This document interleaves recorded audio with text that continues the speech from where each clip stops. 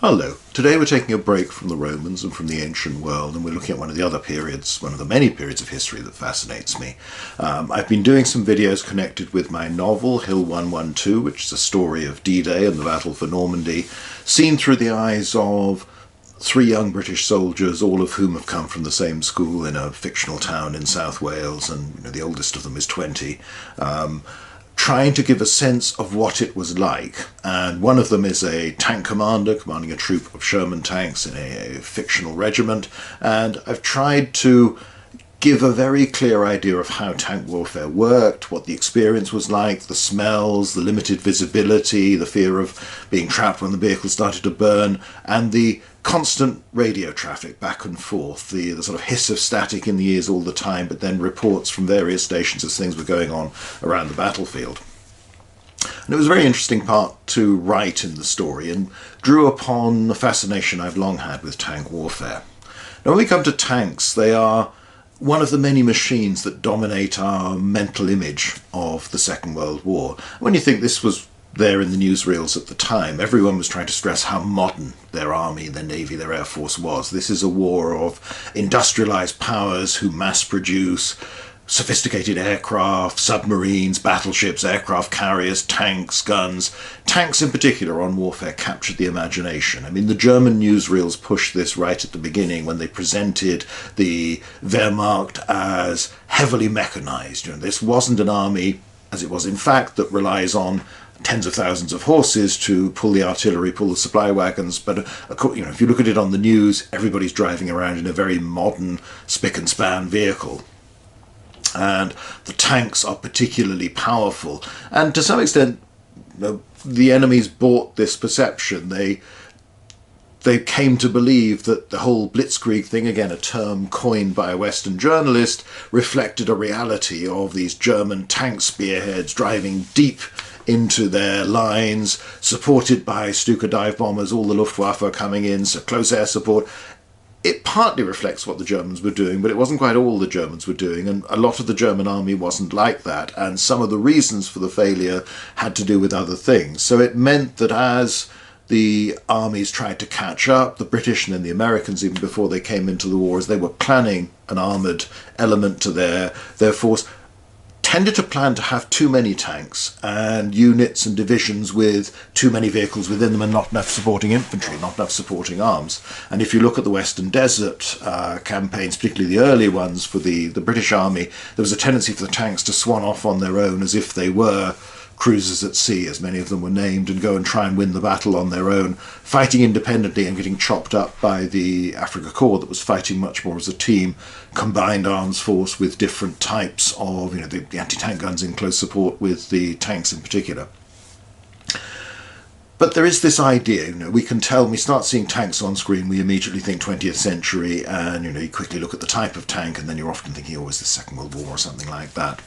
So it's been represented at the time in the real footage, and obviously all the main armies did field very large numbers of tanks. Even the Japanese, though they never really caught up in terms of quality and quantity with their opponents in the West, tanks played a big role in China, in particular in the campaigns there, and occasionally you see them on screen in dramas, but I won't really talk too much about that because it tends to be more... There is a sort of set dressing sense where you see tanks in a lot of films. They're there to show this is a big army, this is powerful, this is modern, and they're there in the background and they fire off a few shells and maybe they get destroyed, maybe they move on, but the story doesn't really feature them in any big way. They're there as background, perhaps as support for our main characters who tend to be infantry. So I'm not going to talk about absolutely every film that features tanks of one sort or another. More the ones where they play a significant role. A little bit, we'll say early on, we'll talk about some of the films where the tanks feature very much as the enemy, and our heroes, our main characters, tend to be on foot, infantrymen, gunners perhaps, trying to cope with this threat of these great armoured monsters coming at them. And that's the tank very much as the threatening enemy presence. There's a lot of that in quite a lot of films, produced by pretty much everybody at one time or another. We'll look more, though, about those films where there's a bit more emphasis on just how tanks actually operate, some sense of who's inside them, what they're doing, and particularly the handful of films, there haven't been that many, that have tanks and tank crews right at the heart of the story. So we'll look at all of those things, but that means we'll primarily be concentrating on Europe and to some extent North Africa, but it's mainly the European theatre where these sorts of films have been made. You have, some nice mock-ups of Japanese tanks appear in the Pacific series, and even in that, the slightly wildly plotted Windtalkers, you've got some that look okay, at least from a distance, but they don't really feature very much. The Japanese tanks are there in the background. They tend to be taken out fairly quickly by the Shermans or the Stuarts, the M3s, whatever the Allies have got at that time. So we won't really look at those, because those are tanks really as just part of your grand sweeping battlefield. They're not that important or central to the story. But before we begin, we really ought to go and look at the reality. As I've mentioned, tanks figure very heavily in newsreel footage, documentary footage made during and immediately after the war itself and produced by all sides. There's a lot of emphasis, there's a very common feature in any newsreel or documentary footage about a battle or an action is the gun position officer calling out fire and then somebody pulling a lanyard and the big guns starting to pound the enemy. Obviously it's a lot more practical from the point of view of a cameraman to go and film an artillery position, which, while it may come under fire, is unlikely to be under direct observation of the enemy and is miles back from the line, and you've got a spotter up ahead who's directing the fire of these guns. So you can film this safely, but it's also incredibly impressive. It gives a great sense of power. I remember even firing the 105 light guns back when I was in the OTC at Oxford. Every time the breech slammed back after you fired, you tend to flinch. There's this sense of immense power and weight, because this is a big lump of steel that in that case is whizzing just past your loins inches away, and when I tended to blink, I think, almost every time it happened, even when you should get used to this. So artillery figures heavily, and you also get the advance of tanks and quite often close-ups of wheels moving and tracks and, crushing a hedge or a barrier or a wall or something like this and driving on. You very rarely get footage of actual combat in the Second World War, particularly land combat. It's one of the problems we'll come back to when we look at the dramatic representation of this sort of fighting on film, is that on a modern battlefield, the whole point is to stay as invisible as possible. If you can be seen, then the odds are the enemy is going to shoot you with something. And tank actions in particular, to some extent less so in the desert on the steppes of Russia, where you might get these big sweeping engagements where lots of vehicles would be involved, and you might have entire regiments facing each other, or certainly squadrons and this sort of thing over quite a few miles, but nevertheless they're there, lots of visible vehicles or partly visible. The main aim is not to be visible. The main aim is to be unseen and to kill the enemy before he realised that you're there. And in fact, studies done post-war by the British Army looking at tank actions in the North West Europe campaign confirmed that essentially you were most likely to win if you got off the first shot. If you spotted the enemy before they saw you, that was even more important than the size of gun you had, the armour of the vehicle you were trying to target, and all of these things. In the end, it's all about getting the jump on the enemy, trying to be in the best position, trying to take them out, which of course is logical, but again, it's not terribly cinematic. In cinema you want everybody to be standing up face to face so you can get as much on screen as you possibly can, and there is always that tendency to crowd things together because we want to see a lot, and we've gathered all these vehicles and all these extras, so we damn well want to show them. So you don't get a lot of actual footage of actual fighting. Most of it where you see a vehicle, tank firing, and then some enemy vehicle blows up. A lot of that was staged and done on a range afterwards, or done with targets that had already been taken out. Not all, but most of it. There are two big exceptions to this, both of which I would think anybody who's interested in the subject would have seen, but worth reminding ourselves of because they give us a sense of the reality that the fictional portrayals are trying to represent or show or explain, even if they stylize it in many ways. The most striking one, and one of the most remarkable bits of film I think I've ever seen, is At the Front in North Africa from 1942, produced by the US Army, where there's very rare colour films. I think even in the Netflix documentary about directors going to war, there's a bit about it. I remember coming across it years ago on an old VHS video that somebody loaned me and just thinking it's incredible, because here you actually get footage of a tank battle. And a German force, the commentator says, of 10 tanks. He says that only 5 are visible. You see some Mark IVs, some Panzer IVs close up. You see a barn in which there is a German anti-tank gun of sorts. They say an 88, but that doesn't necessarily mean that it is firing. And you only realise that the commentator isn't making it up when it does get hit and the ammunition goes up within it. But you see several things about this, and I've put links at the in the comment section, sorry, not the comment section, the description section of the video, to where you can find this on YouTube, and I think it might be available to buy. I've also kept in the, you can see the copyright thing on the stills I've taken from that's the moving footage. You can see that film on YouTube, but also I assume if you go to the website you might be able to purchase the thing without that on it. Striking things is that this is very open terrain. I mean, the cameraman is up on high ground, so that will tend to flatten out all that's there. So it's quite a wide open plain, and you've seen, there's some other pictures before of some American armour advancing. But the big thing is they're very spread out. These are not clumped together in the way they tend to be for the movie camera elsewhere, when it's the director just wanting to show as much as he can and give a sense of numbers. They tend to crowd things together. That's true of all battles in any period they're trying to represent, but it's particularly true in the modern era when you really don't want to be doing this. You can see the dust that's thrown up. Okay, this is Tunisia, but nevertheless, even in anywhere really other than the deep winter when it's muddy or snowy, you tend to get a lot of dust thrown out. So particularly in the summer battles, it's mentioned again and again in accounts of Normandy, and you see the pictures of the road signs with dust means death, dust brings shells, all this sort of thing.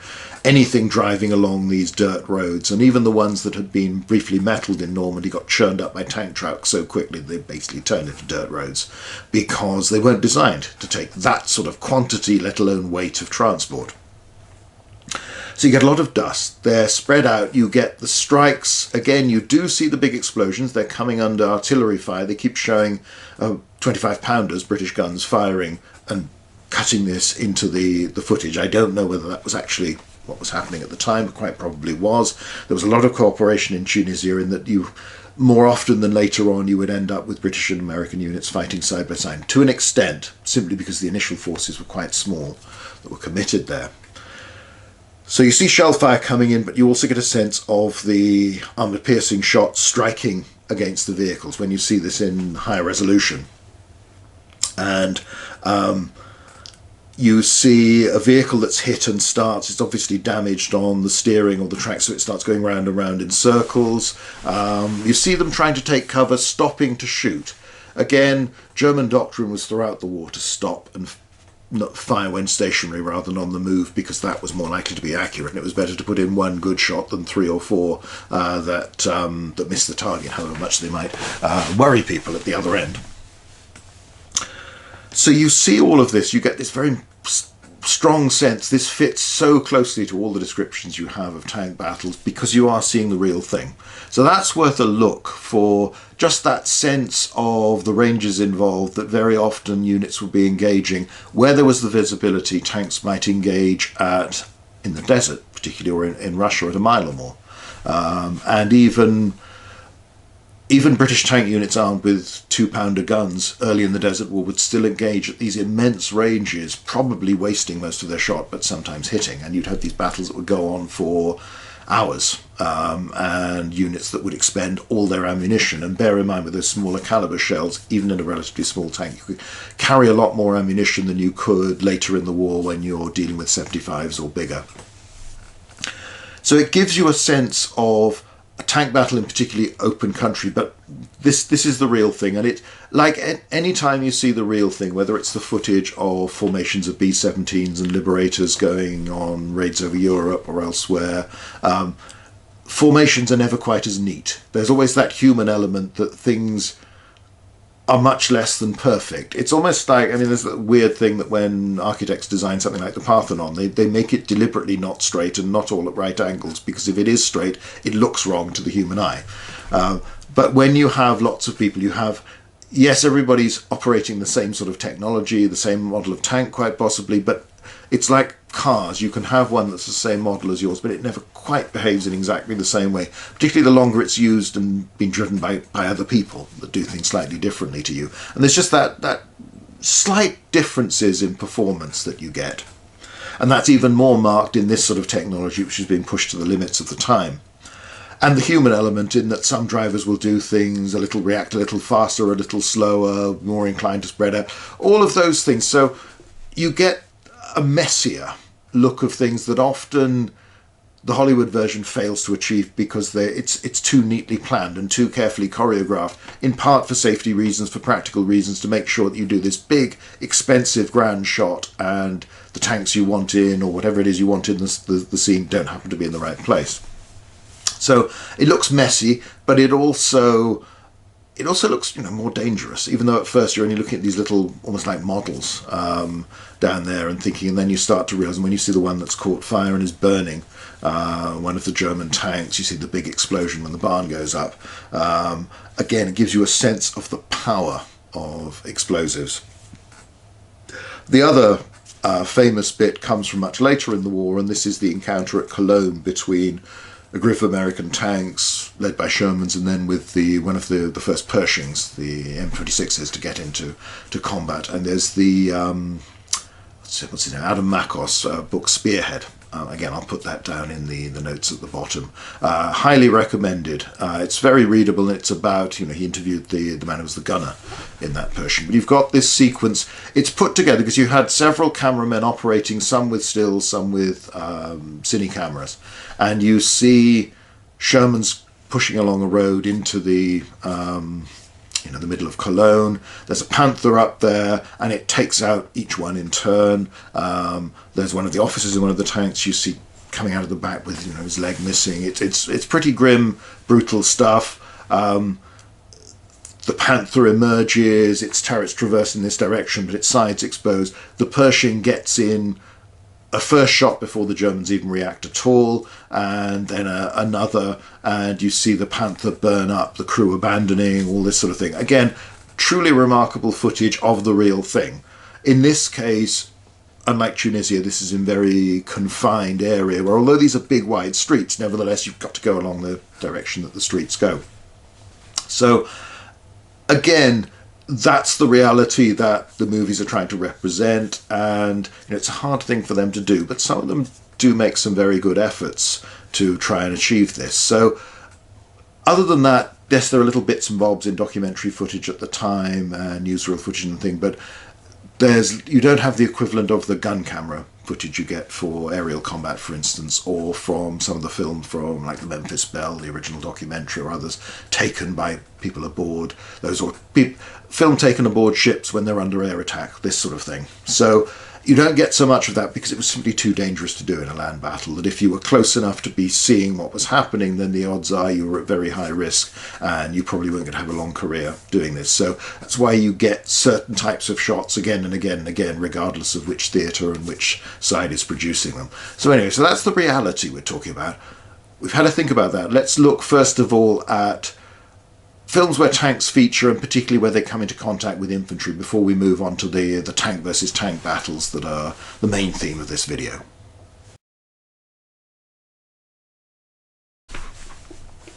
So we're coming now to fiction. The dramas, whether on TV or in the movies, where they show tanks operating as part of land battles in the Second World War. And it really is the Second World War where it kicks off. You have a few stories set earlier where, for instance, in the First World War, occasionally you'll get tanks appearing, though they tend to play a secondary role in most things. I mean, there's some, the Light Horseman, the Australian film, the Australian TV series Anzacs had some quite nice scenes with tanks in. There's bits and bobs. There's a rather weird bit in War Horse where the horse is sort of confronting the machine, and it's all presumably very symbolic, but it's slightly strange and improbable. And you had those French tanks that they put in the recent Netflix All Quiet on the Western Front. And of course before that you have things like Wings, where you get lots of Renaults. The FT-17s were obviously available to the Hollywood studios in the 20s and early 30s to make some of these grand sweeping First War battles. You know, they even feature in, I can't remember which of the Laurel and Hardy First World War ones it is, where Ollie gets stuck with his legs up out of the turret of one. But basically tanks tend to feature much more when we're dealing with the Second World War. And it is a mark of, that's the era we're setting this film in. Now I'm a self-confessed and unashamed sort of rivet counter when it comes to tanks. I grew up making models and no doubt inhaling more enamel paint smell and adhesive glue than perhaps was good for a developing boy, but that was the thing. I liked making models of tanks in particular. I liked aircraft as well, but I always liked making models of tanks. So I tended to judge films very much on, have they got the right kit, or something that's near enough right, or at the very least have they got something from the Second World War, because obviously the tendency for so many films over the years, given that the right stuff wasn't available and in good reliable working order, they'd do a deal with a particular army who would supply the equipment, and you would basically, you know, paint it grey, put a big cross on the turret and it's German, paint it green and put a star on it and it's American or Allied. So you'd have all sorts of unlikely things. The various, you know, big post-war American tanks tended to feature a lot as the big German tanks. And that was always rather depressing, because as a small boy I could see this was wrong.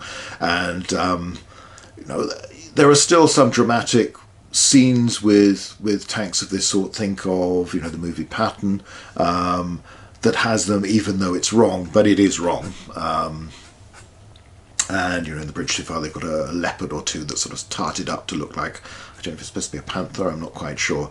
You know, they've made an effort, which was good, but it's still, you would have preferred something more accurate. It's one of those impressive trends of the last couple of decades that more effort has been made into getting something that resembles the right thing, even if you can't get the right thing, or at least something from the period. So once somebody's made it or mocked it up, it often tends to feature in quite a lot of different movies or dramas, even if it's not necessarily appropriate. So I remember one of the Mardas that appears in Saving Private Ryan. The first time I saw it was in that John Thor series about a Catholic priest in France in 1914. You briefly saw one of these, you know, it's too early, but at least it's something from the right era.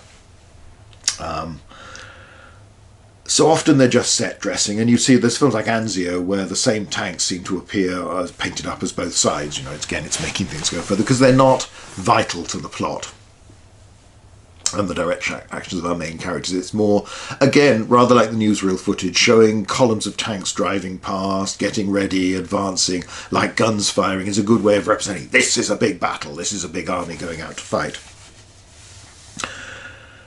So you do get lots of stuff that looks wrong, particularly is far too big. You know, some of those post-war US tanks were really large and very high as well.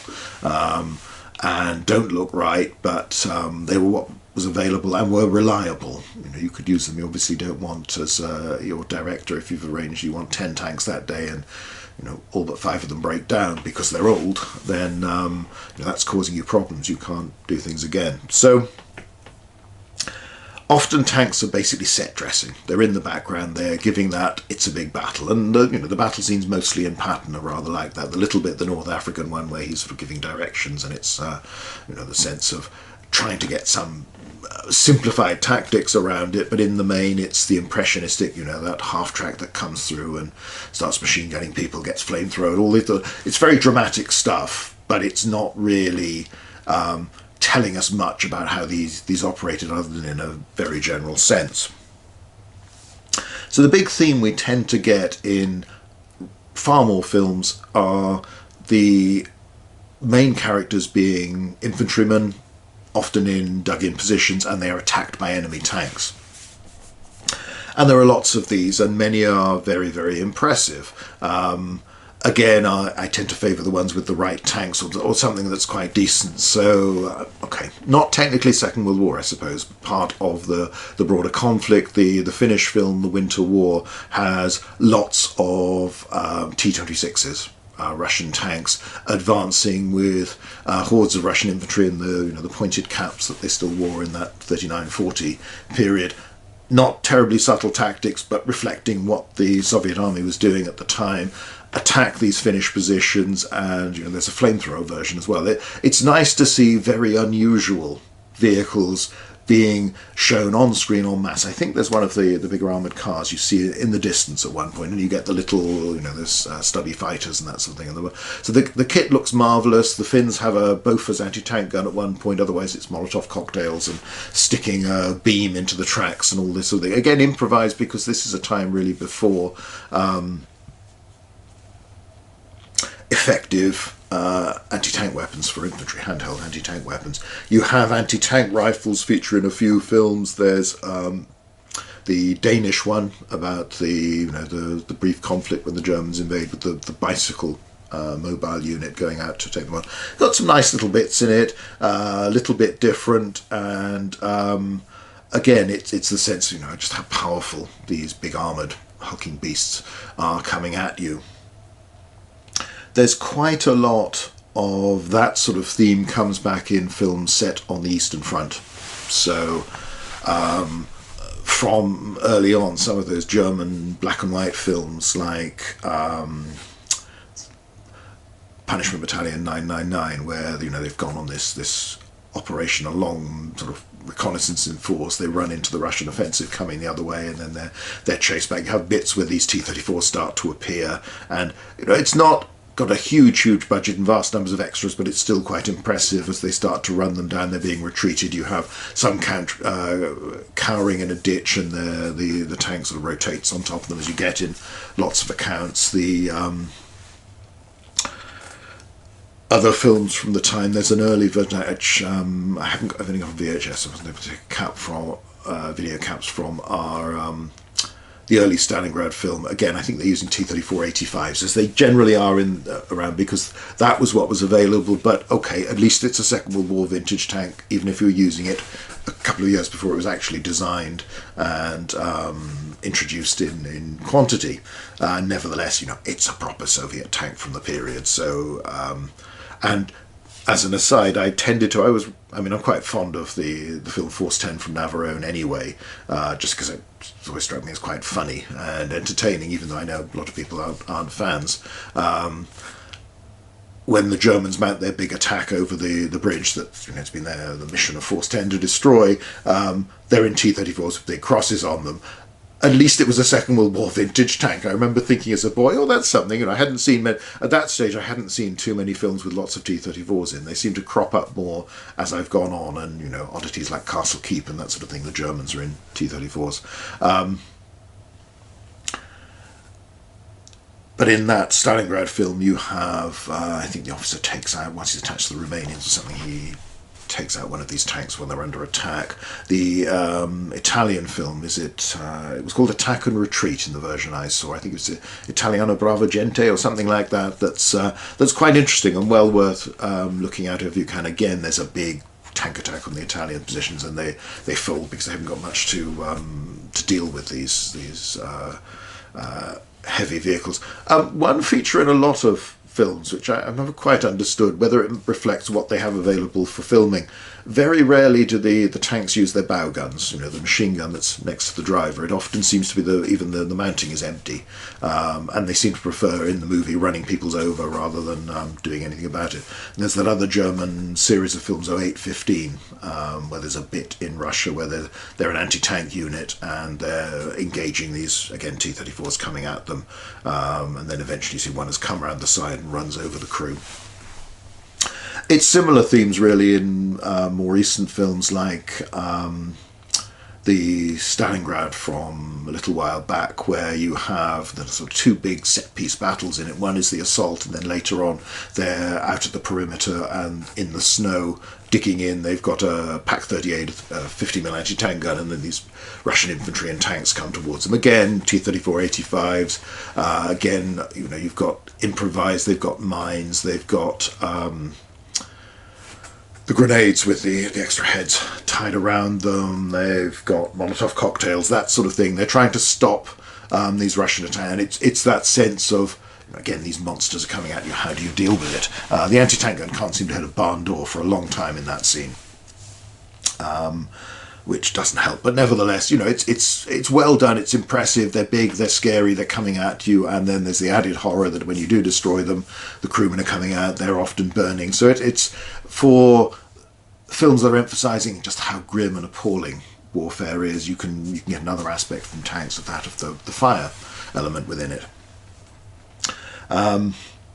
So you have a lot from that side. You get Russian films with a similar thing. They fought for the Motherland, big, you know, grand scale thing. Again, big on anti-tank rifles. You have mass German tank attacks there. The Russian studios seem to have put together sort of mock-ups of converting Russian vehicles and turning them into something that looked a bit like a German tank. So there's sort of Panzer IVs if if it's foggy and you close one eye and squint a bit with the other one and look at it. At least they're making an effort. It's not right, but they haven't just painted a big cross on something new and thought that's enough. So they've made an effort, and that's quite interesting. So you get that, and you'll get that in those same similar designs feature in some of the other ones we'll look at. So there's quite a lot of Eastern Front stuff with this emphasis on how horrifying tanks are, how powerful tanks are. The Western Front as well, you have this sometimes, obviously, sticking with German films, black and white ones, you've got The Bridge. There's a remake that's okay, but not as good in my opinion, where you have three... They are phony-looking Shermans, but at least somebody's attempted to. You can see quite clearly underneath where the wheels are. Obviously, they're mounted on either a tractor or a truck or something, and you've got this big, sort of bloated Sherman on top. But again, at least they've made an effort, and they've got three of these things, and you have the boys, the young infantrymen with their Panzerfaust trying to take them out, and that's done quite nicely, even to the extent where there's a poor old chap who comes and gets caught in the backblast of one of them. So you have good sort of scenes like that with an attempt to get the right kit. You have others where it's less well done, but it's more gone for Hollywood spectacle. So Battle of the Bulge we'll talk about a bit later as well.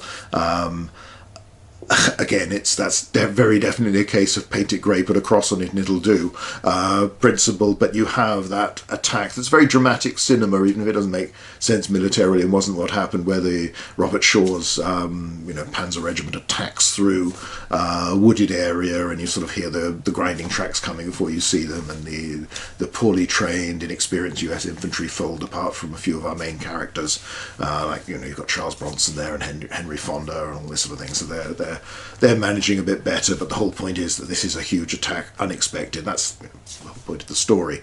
But again, it's this emphasis on how infantrymen struggle to cope with mighty armoured units, particularly like this, where they're supposed to be King Tigers, and they've built them up to be sort of rather more super duper than the real thing was. So you get moments like that. You get sometimes the other way around. I mean, The Bridge at Remagen is a film I'm very fond of, and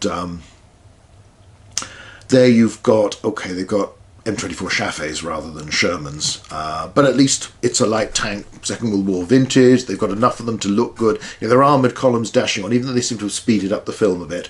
They look good, they look powerful, there's that sense of rushing forward, and there are some nice scenes as they're fighting through Remagen, where you have the infantry supporting the tanks, and you have German defender appears on a balcony with a Panzerfaust, fires, takes out one of the tanks, misses the second one. They bring the whole building down with fire. Lots of dust, because they were blowing up real buildings when they filmed this. They were allowed to demolish an abandoned or partly abandoned town. So you get some nice scenes where, again, it's not bad, and there's an attempt to represent infantry and tanks working together. You get the same, although perhaps we shouldn't know. We'll save that till tank battles, because they very briefly qualify. And Band of Brothers, where you have the few scenes where tanks and episodes where tanks get involved. I suppose the big one of recent years is probably Saving Private Ryan. I mean, you have things like When Trumpets Fade, where you get those two sort of, again, Panzer IV-ish with side plates and lots of sort of covered up. At least they're making an effort. In the same way, I'm not a I don't like the style of the series, and I think it's but the SAS Rogue Warriors, you know, they tried to have something that looked a bit like a Panzer IV in their Italy series recently. In Saving Private Ryan, obviously the big set-piece battle at the end is the attack where the Germans have the, what do they call them, 2 Tigers and 2 Panzer tanks. It's 2 Marders, 2 self-propelled guns with, you know, Pak-40s in them that are very definitely not designed for driving down streets defended by aggressive infantrymen. You know, this is not what they're for. These are anti-tank guns that are mobile and are meant to fire from a distance, knock a tank out and then scoot off before they can get any unpleasantness sent back at them. And the Tigers that are obviously T-34s done up to look like Tigers, but again, you know, it's pretty good. You know, near enough. You've made a good effort. They look pretty decent. Yes, if you look at the wheels, you can see it's wrong. You can see the overall dimensions are wrong, but again, it's pretty good. And before that, we'd only really seen that in Kelly's Heroes, to which we'll return later because it's just always makes me laugh. So you have that scene of the beleaguered infantrymen, and you get some of the same themes that, again, you know, there's another even more recent Russian film, Pavlov's 19, called where it's all about this trench position where Russian infantry are dug in and defending against overwhelming odds. We get these same themes of improvisation. You know, how do you cope? They start. They make the sticky bombs, for instance. You know, Tom Hanks explains from the field manual how you can do this, and the first time they try it, the fella lets the fuse burn too long and gets killed. They stick them on the wheels, they knock the track out, they then sort of overwhelm the vehicle and then get hit by the 20 mil.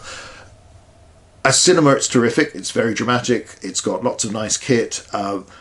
Militarily, you know, none of this makes any tactical sense. The Germans would have to be incredibly dumb to attack that way, and also not to have used any.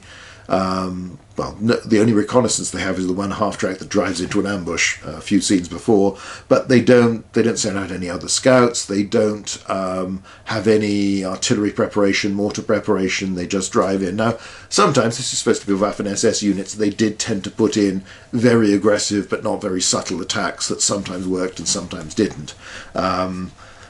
But the way they do it, and everybody funneling down the main street and this sort of thing, as I say, leading at one point with a Marder, but it's great cinema. And the whole point is beleaguered infantrymen. You know, it's a theme that again cinema returns to time after time after time. The sort of last stand, you know, desperate attempt by vastly outnumbered, outgunned group of our heroes to hold off the enemy, or to hold them off for as long as possible, or stop them if they can, and whether it succeeds. So it's done very nicely. You only see a Sherman pulls up at the end after the Mustang's taken out the Tiger on the bridge, and you see the reinforcements arrive. Always felt it was a shame. There was apparently they filmed mock-up of a Sherman DD tank with the sides coming down, and I think probably then getting knocked out in the Omaha Beach sequence, but it was one of the bits that was cut.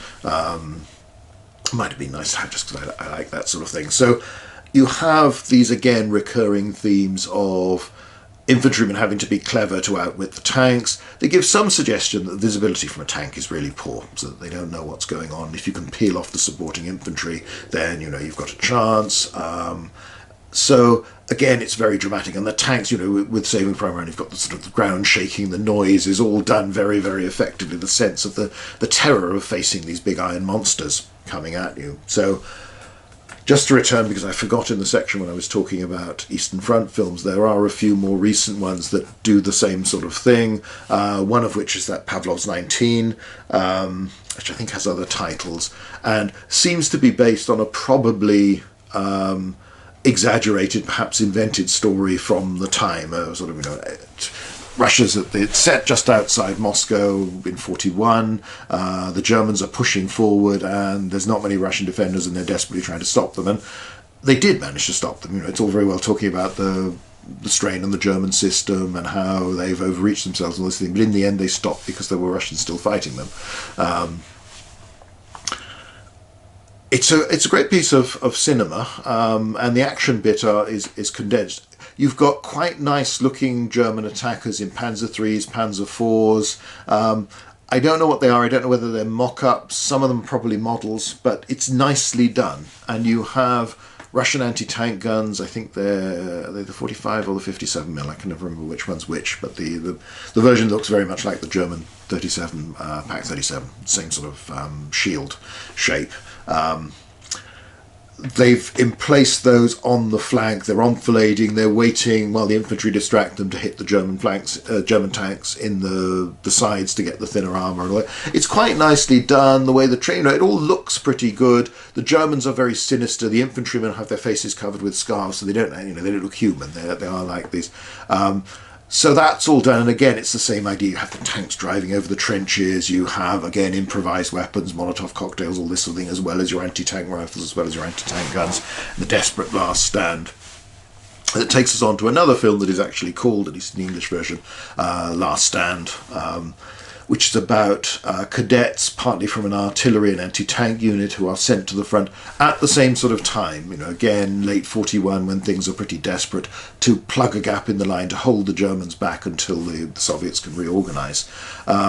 This one's nice because, again, the German columns attacking look really good. They've got the half-tracks, they've got Panzer 38Ts, the Czech-made tanks that the Germans took on, as well as Panzer 3s, 4s, 2s. There's a short-barrel Stug appears later on. And again, I suspect it's a mixture of real vehicles, mock-ups to look like them, and models in some sets. And, it's the same sort of thing, desperate defense, improvisation, mistakes, artillery trying to be cunning and how they shoot and hit the enemy in the flank. So tanks feature in that. They're very much the enemy. They're the threat. There are some Russian tanks that appear, but you never really see tank-on-tank action in the film. So it comes back to all these ideas of desperate defence against attack, which I suppose you've had even in The Way Ahead and things, the British wartime film, where you briefly have you see those tanks attacking, or you get the tanks arriving as the 7th Cavalry at the end, which they do in the Carenton scene of Band of Brothers. They do at the end of the British film 9 Men, these crusaders sort of drive up dramatically, and that's, it's all right, lads, we've got help, this sort of thing, after we've held out against these great odds. So tanks can be a dramatic reinforcement as well, and they sometimes feature like that in those sorts of films, or they can be the terrible enemy menace that you have to deal with, and you're struggling somehow, but it's man against machine, man against these giant machines. So it's all very, very powerful. So that's a theme they come back to again and again. And sometimes, they do it quite well. You can have the cinematically well, like Saving Private Ryan, and sometimes even within that you add in elements where, yeah, that makes sense, that's how they would do things. It's very good, it's very effective, it's very dramatic, sometimes it's exaggerated, and our heroes, as our heroes always tend to do in any genre of film, achieve rather more than you suspect is probable. There were these moments. Again, the Pavlov's 19, that's supposed to be based on an incident, but it may not actually have happened like that. The one about the cadets, that's also based on this. But again, it's as with most things, cinema tends to make real events a bit bigger and more impressive than they often were. But that's dramatic license. So we've had all these films where you get tanks attacking infantry, and sometimes, to their credit, they've got the right sort of tanks, or tanks that are close enough or look close enough. They've made that effort to give it that authenticity, and sometimes even they give you a sense, even if too much is crowded together and you're made to see lots because that's what they've got. Only occasionally they give you the sense of the long distances and longer ranges, because you really don't want to wait until you see the whites of their eyes, particularly if you're an anti-tank gunner or this sort of thing. You want to be taking things out from the flank from as far away as you possibly can, and while you're still invisible, and it's harder and harder for them to spot you. And one of the themes some of these films do convey quite well is how the attackers can't see the defenders. So even though we know our heroes are waiting there, you have the tank commander with his binoculars, scanning is that village abandoned? Are there people, are there trenches there? Is there a position there? So that's, that's quite nicely done, even if it's, like many of these things, a cliche.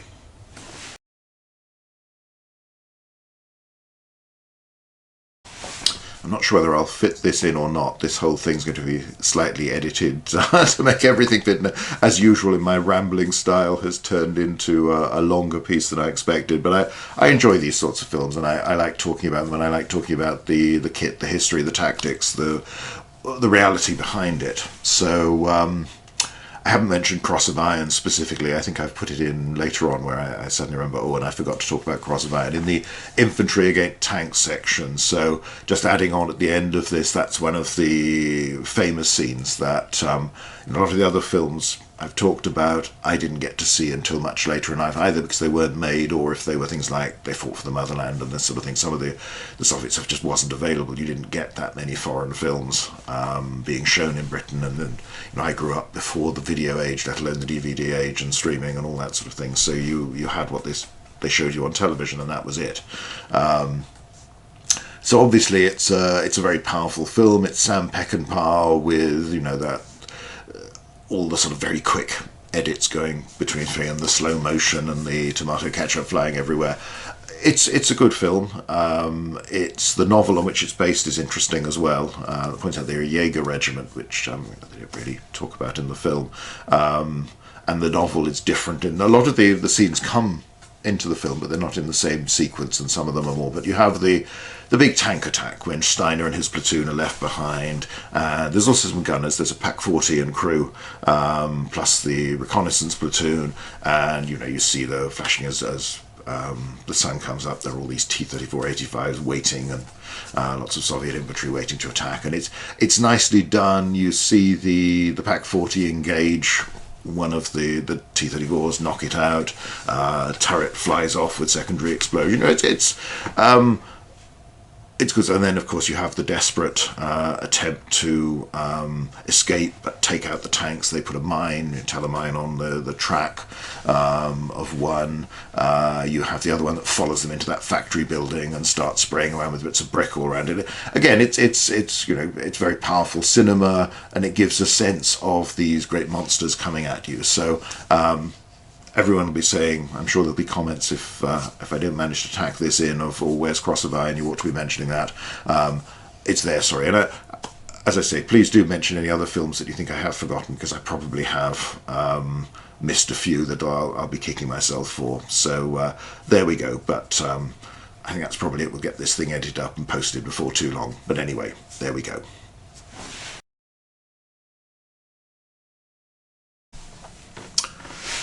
Now, when we come to films that are more about tank crews and tank battles and what it's like to fight inside, because most of the ones we've talked about earlier, you don't see inside the tanks. You might see the commander poking out of the cupola and having a look around. You might see people abandoning it when it gets destroyed, but it isn't. And occasionally you get a sort of glimpse through a vision slit, the sense of how difficult it is for them, the attackers, to see what's going on.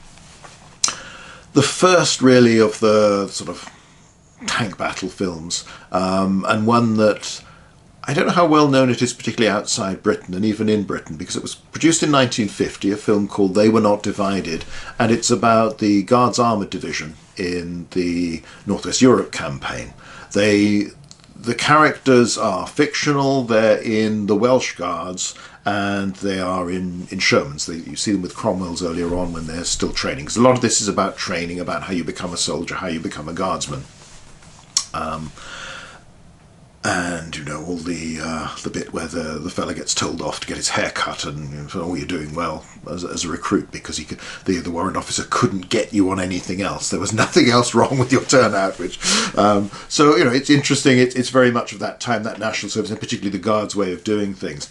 They're the Welsh Guards. Now, in reality, the Welsh Guards Armoured Regiment was the reconnaissance regiment of the Guards Armoured Division, and while the other three armoured regiments all were equipped with Shermans, the Welsh Guards actually did have Cromwells. So for whatever reason, they've made them Welsh Guards, the Foreign Legion as they keep calling them, and they've given them Shermans. Now, it was made in 1950. Quite a bit of it was made on British Army training areas in Germany, and they managed to find a reasonable number of Shermans so that the scenes look plausible when you have a squadron manoeuvring and you've got the space of a training area. It's Interesting to note, they didn't have a Firefly available. You know, that's the Sherman modified to take the 17-pounder anti-tank gun, so they mocked one up. But it's all they had left, and bear in mind this has a lot to do with the end of Lend-Lease and the Shermans that have been supplied to Britain. By now, what's becoming the British Army of the Rhine, I'm not sure when officially they get that title, will be equipped with Comet Centurions, that's something British-made vehicles. You know, I remember, just as an aside, at my father, who was in the army at the end of the war, and then afterwards, still was bitter years later that he'd had to give in his Thompson submachine gun and have it replaced with a Sten gun, which was cheaply made and damn dangerous to anybody around, rather than the proper gangster-like Thompson he'd had before, and a Dodge truck as well that he had with a winch he thought was very useful and praised on the front of it for the British vehicle that didn't have power assist steering and all this sort of thing. It was generally just seemed a bit rougher, a bit cruder. But nevertheless, they've got enough together. So this is a film where things look right. For the Germans, there are a few, you see some German armour driving around. There's one sort of tank battle scene. The main one in it has a Tiger I. So we tend to think of Fury being the first appearance on screen of a proper, genuine Tiger tank. In fact, you've got one in this film. It doesn't feature much, but it comes out of cover, it starts engaging them, they advance, they put down smoke, which is interesting. You know, again, as I said, these are films from a generation where you had to get things fairly right because the audience knew what it was looking at and would know when things were wrong. So tactically, it's quite interestingly done as to how they advance and try and outmaneuver. But you see the Sherman tank getting hit and burning, another one with the crew abandoning, this sort of thing, and then they get round to the flank and they take out the Tiger. Sometimes maybe the tanks are a little bit close together, they're clustered, but it's not bad. It's the right kit, and people, again, there's probably a fair few of the drivers in those vehicles that are still serving who'd actually been in the war. So it's made to work on screen, and there's a lot of emphasis on seeing all this kit you've got together and making it conveys the impression of a squadron attack pretty well, and afterwards you see them around the wrecked Tiger and all this sort of thing. So it's nicely done. It's one of those films that is of its time. I mean, people like Christopher Lee were in it, but in a small role. Desmond Llewellyn, the fellow who becomes Q in the Bond films, he's in it as one of the tank crewmen. You get, as I say, there's one biggish sort of set-piece battle scene against enemy tanks. Afterwards, it tends to be Sherman advancing along a road. The lead tank gets hit, often with sort of blowing the track link stowage, the things that's on the bow of the tank off, or it heads off into a ditch and piles over, and then the other ones take over, try and take out whatever's doing. So there's lots of sort of small bits of action later on, and it carries them through, and it's an interesting film, and it's it's quite a sad film in a way because quite a few of the main characters don't make it, and you have, of the two that they were not divided, you've got the two men who become officers. One of them is an American volunteer who's joined the war before, joined the British Army before Americans come into the war, and there were a fair few people who did that. So it's an interesting film from a tank point of view. It does try to give you an impression of what the Tankman's War was like. It's even some of the little things. You have the commanders in the cupola of the Sherman rotating it as they're looking. Little details. A lot of it just looks right. You have the Dingo scout car that they use for getting around, for reconnaissance, for this sort of thing. The denouement is the characters getting killed while they're out on a recce, rather than when they're actually in their tanks. There's that sense of a regiment being ground down. They go through fighting month after month. And one of the nice bits as well is they're told off there that the American paratroopers are going to be assaulting across the River Vaal to capture the Nijmegen Bridge, and the old soldier, the squadron commander, dismisses this, of course, quite impossible and all this sort of thing, and then you see them driving across the bridge and he's sort of shaking his head ruefully thinking, quite impossible, how did they do that? Because that was one of those remarkable attacks that succeeded because of the sheer determination of those involved. So it's nice. Later on you have, in A Bridge Too Far, obviously, you've got some lovely scenes of columns of Shermans, and I know some of them were mocked up on, I think they were Volkswagen Beetles or something like that, but they were, you know, casts of Shermans, and there it's everybody's a Firefly or a 76 because they didn't have many ordinary 75mm gun Shermans left. Those scenes I always think are marvellous. They give a good sense of an armoured column, and particularly, again, it works because they've got to keep to one road. So, yeah, you are restricted. So it's ideal for Hollywood. You just have this long column of vehicles coming along, and you'll have the Germans in ambush. So some of the scenes in that actually are reminiscent of They Were Not Divided, where you see the bits where a Sherman is hit, just to tell you that, you know, they're still fighting, but they're not making progress, that they're so many miles from, you know, it's so many miles from Elf, so many miles from Arnhem, this sort of thing, as it goes through. You don't get tank against tank fighting in that film, but you get Guards Armoured doing its stuff and looking very impressive. So that's a good one, but it doesn't quite wasn't quite sure where to put that one in my categories, and that it's, although you have the paratroopers fighting against armour in the case of the men around the bridge, again, not the right armour, but nevertheless it's, you know, big tanks that are pretending to be Second World War German tanks.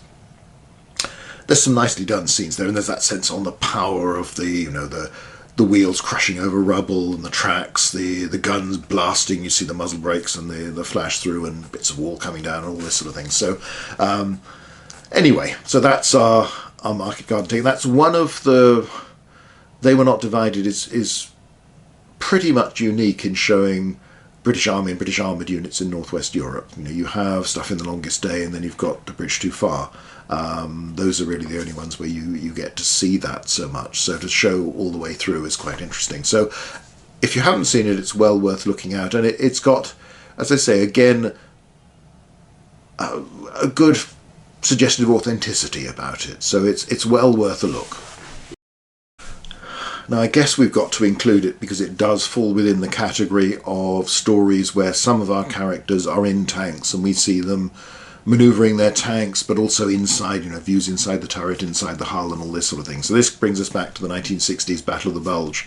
It's got Robert Shaw in it, that's always good. Henry Fonda, you know, Telly Savalas in an early role. It's a good cast. It's desperately stylized in its presentation of the battle. The kit is mostly wrong. It's whatever Franco's army had available, just painted up as either in a sort of two-tone camouflage for the Americans or grey for the Germans with a big cross.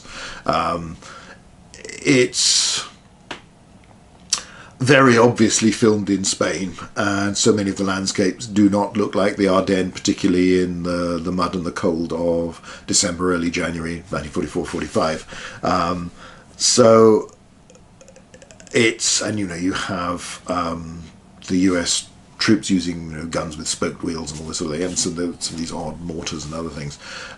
On the other hand, you have a few moments where Telly Savalas and another tank crew with a tank called Blondie, all the American tanks got names in this, which they sometimes did, but it isn't quite to the extent of aircraft, particularly in the early years of the war, but they nearly all have got their names and their nose art and all this sort of thing. And whereas British armoured units always named their tanks and painted it on, and usually each squadron would have names beginning with the same letter of the alphabet and this sort of thing. It's less common with US Army units sometimes, but not always. But here it's absolutely everywhere.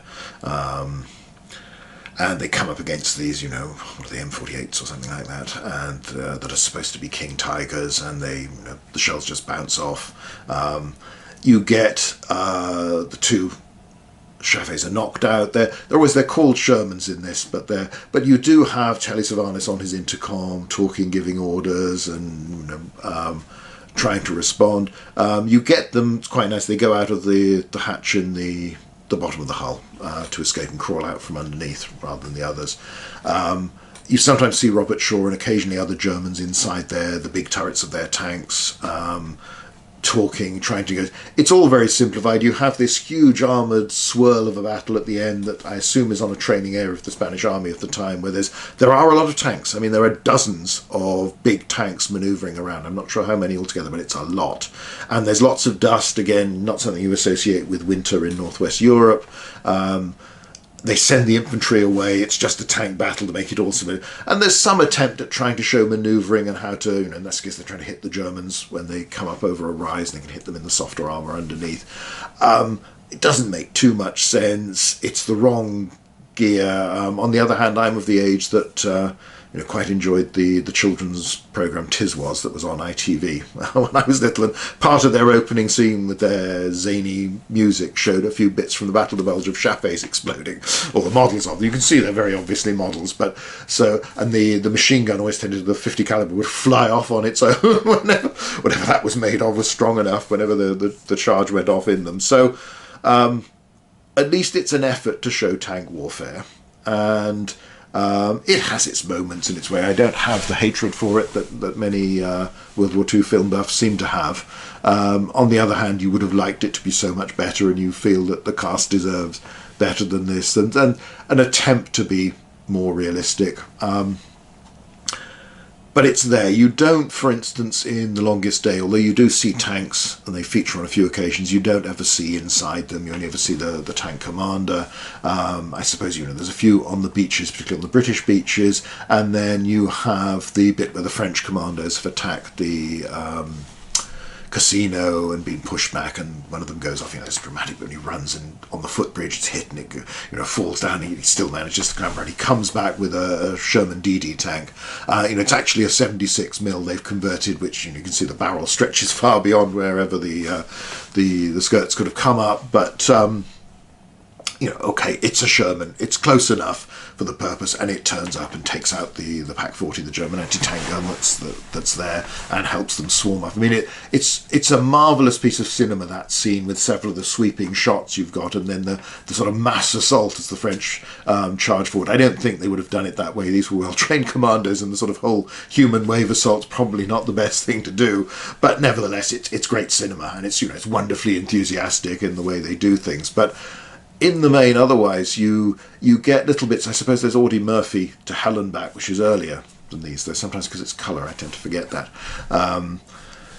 where you have the scenes at Anzio, where there's a German tank that's crippled, and they go out to destroy it before it can be recovered, and all this sort of thing, and the tank's coming on the road again.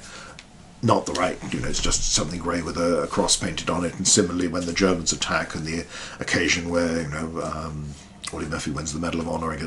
But they do have proper Shermans in it, which is nice. So that was a rare thing. There doesn't seem to have been many Shermans around in that post-war era available to filmmakers. So they so often just went to whatever the army happened to have in wherever they were filming, whether it was the US Army back in the States or wherever in Europe or elsewhere they were doing it.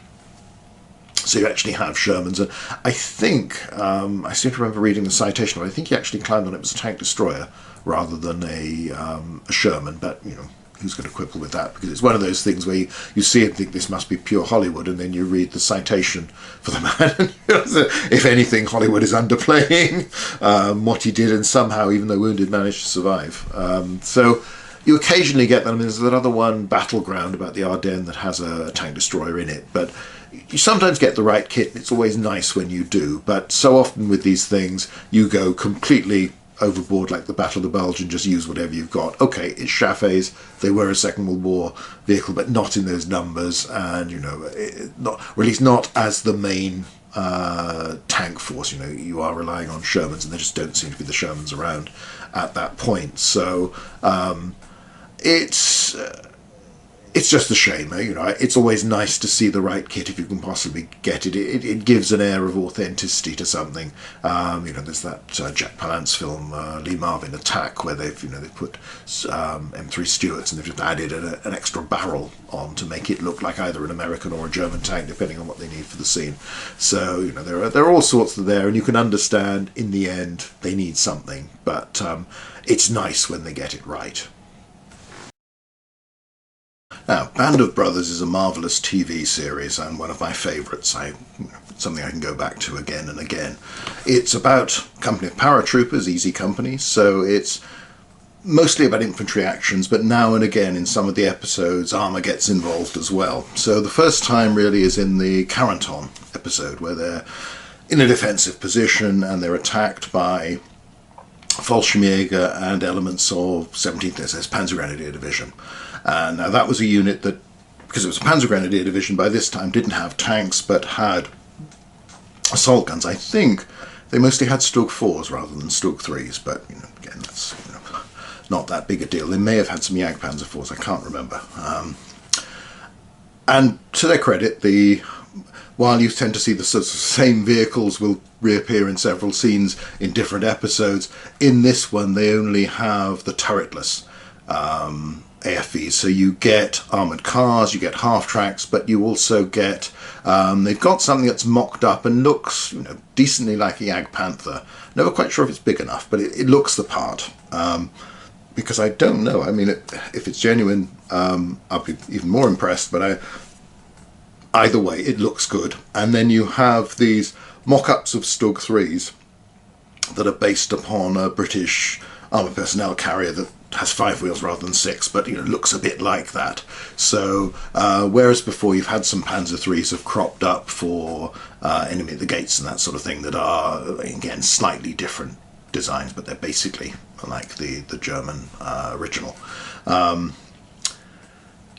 It's decent. The top part looks pretty much like a Stug, and it's nice that they've made the effort. So I've never seen the real Stugs that appear in the Finnish 1944 film used elsewhere. So I mean, obviously big chunks of metal are hard to transport around, even that's if the owners will let them go anyway. So it's it's quite nice. It's fairly simply done. Most of these they just drive up. You have the bit with the bazooka team trying to take out the Stug, which they do when they get it on the the softer armour underneath. And then the Shermans arrive, save the day with the reinforcements, and knock out a few of the German vehicles. The rest retreat, and all this sort of thing. It's only part of a scene. It's nicely done, as most of the battle scenes are throughout the series. It really did set the benchmark for how TV could handle this sort of thing, and you can see its influence so often in series that have been made subsequently. So you have that tank encounter, though the tank-on-tank bit of it is pretty brief. You then, in the episode in Holland, where they're sent out with British armour in support, and they have Shermans and Cromwells with the 11th Armoured Division, the charging bull symbol. I don't know whether it would have been the 11th then. I would have thought it more likely to be an independent tank brigade, but again, that's who needs to. But we don't need to worry too much about that. The Germans in this case have one of the Tigers from Saving Private Ryan, so it's a T-34 mocked up as a Tiger, but mocked up very, very well. The Jagdpanther appears, the Stugs appear. There's a half track with a Pak 40 mounted in it, which I think was it the 25122 or something like that. I don't think we ever see that fire, but we see that along with German armoured cars and stuff is the column that advances afterwards. Now, the paratroopers spot that the Tiger's waiting around the corner. They want the British tank commander to knock the house down with an HE shell and then fire to knock out the Tiger. He won't do that. He says his rules of engagement don't allow it to do it. So he goes around the corner, gets hit, and the British tanks get knocked out or retreat. They do so. I mean, it's been a while. I'll have to go and reread the book Band of Brothers again. I think there were problems with cooperating with the unit that they were supposed to cooperate with compared to how they'd worked well with American armour in Normandy. Elsewhere, the Sherwood Rangers Yeomanry and people like that are very high in their praise, and it seemed to be returned for the 82nd units that they worked along in the Nijmegen area in this campaign and in the aftermath. So again, that's a minor thing. It's not a big deal. It's a very brief bit. You see some tanks engaging, you see the Tiger knocking stuff out. It's quite nicely done. It isn't really a big deal in a series that is primarily about our main characters who are all paratroopers. So we don't see inside the tanks or anything like that. But again, it's nice kit that's put in quite a nice setting, and it looks pretty good in the way it's done. So it's worth a mention just for those reasons. And again, things are nicely done when they crop up in the Pacific from the same stable. It's just that it's even less of a big deal there. So you occasionally get in TV these nice little bits of armoured action, but on the whole, Obviously tanks are expensive, so as props and things like that, they're not going to appear too much. But anyway, that's a nice little bit to add into the mix. An interesting film is the Finnish film Tali Ihantala 1944, and I'm apologies for pronouncing that because I almost certainly got it wrong. I remember picking this up in Helsinki airport. I saw a DVD and looked at the pictures on it and thought, that's a Stug.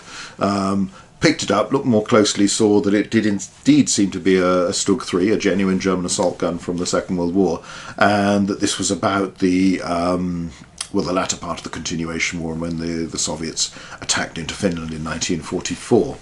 It's there on Amazon, or has been for quite a while. It often seems to pop up in the Amazon Prime. So, again, this is one where I'm afraid I don't have too much background in the actual campaign. It comes across as very authentic. You feel it's based, rather like Longest Day or something like that, on a source material that has lots of anecdotes from veterans who were there.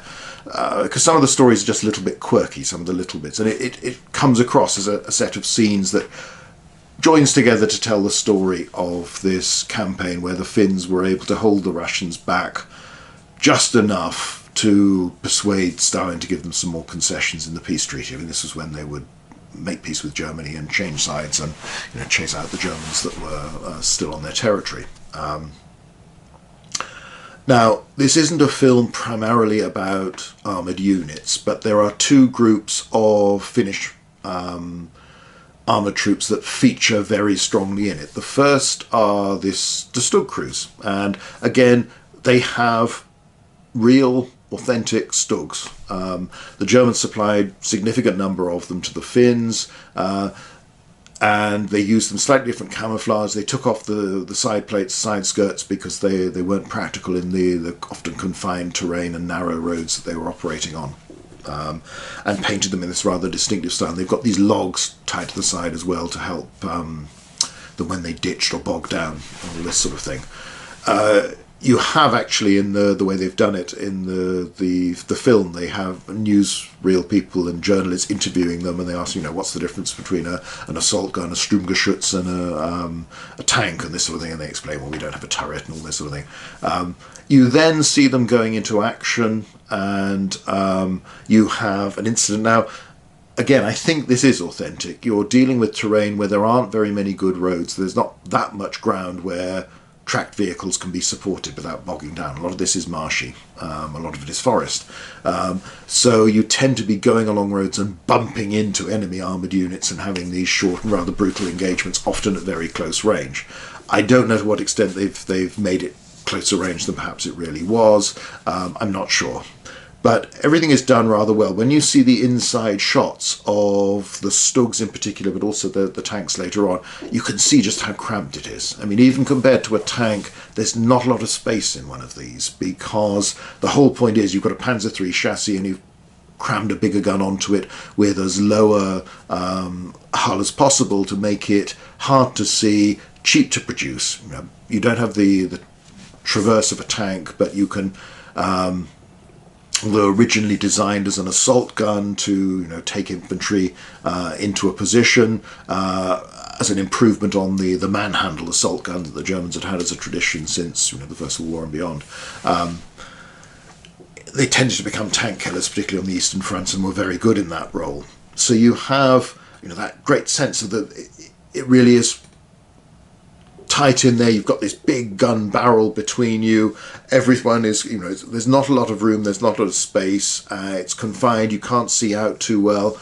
They bump into a Soviet unit, and you have, again, based on a real incident where a young gunner who'd not long arrived with the unit, whose father was a senior officer, this chap called Lagos, knocked out 4 T-34s in rapid succession. And you see this happen. It's pretty well done. I mean, there are some times when the shells fire, there's slightly more of an explosion than solid shot would create, but you would get dust and other things coming off in the impact and sometimes being skimming up when it missed. So it's not too bad, because again, a Hollywood cliche is that anything fired from a cannon always explodes, whether it's a cannonball or it's armor-piercing shot from a tank or an anti-tank gun, which it is not what it's supposed to do. In the same way that you very rarely get air bursts, it always tends to be things explode on the ground, which again, not necessarily what you're going to be planning to do if they've got the right fusing. So you have this nice little encounter. You have another one where the gun jams while it's elevated, and they drive down a bank, so it's pointing in the right direction. But it shows them quite nicely having to maneuver the whole vehicle to be able to aim, and the close coordination between the crew of the assault gun itself, the commander directing it, the gunner, the loader, the driver, everybody to get into the right place, and also the radio contact between the other units. So at one point they get a misfire and they have to pull back, and somebody else takes the lead, and all this sort of thing. So it's very nicely done with the right kit. The Russians have T-34s. And they do even have one of the earlier models, which is a rare thing to see. The one with the huge hatch on the turret, that when you open down, it was quite hard for the commander to see over the top. You also, later on in the story, you get a Finnish armoured unit which has 3 tanks in it. You've got one of these early model T-34s. You've got a KV-1. It isn't actually a KV-1, it's something they've mocked up that looks pretty decent, but you don't look too closely at the wheels, basically. But again, good on them. They've made a good effort for rivet counter Goldsworthy to feel happy about all of this. And then they've got a T-26 as well, and it's similar tactics. They're moving along a road, they're bumping into the Russians, they're engaging at often very close range.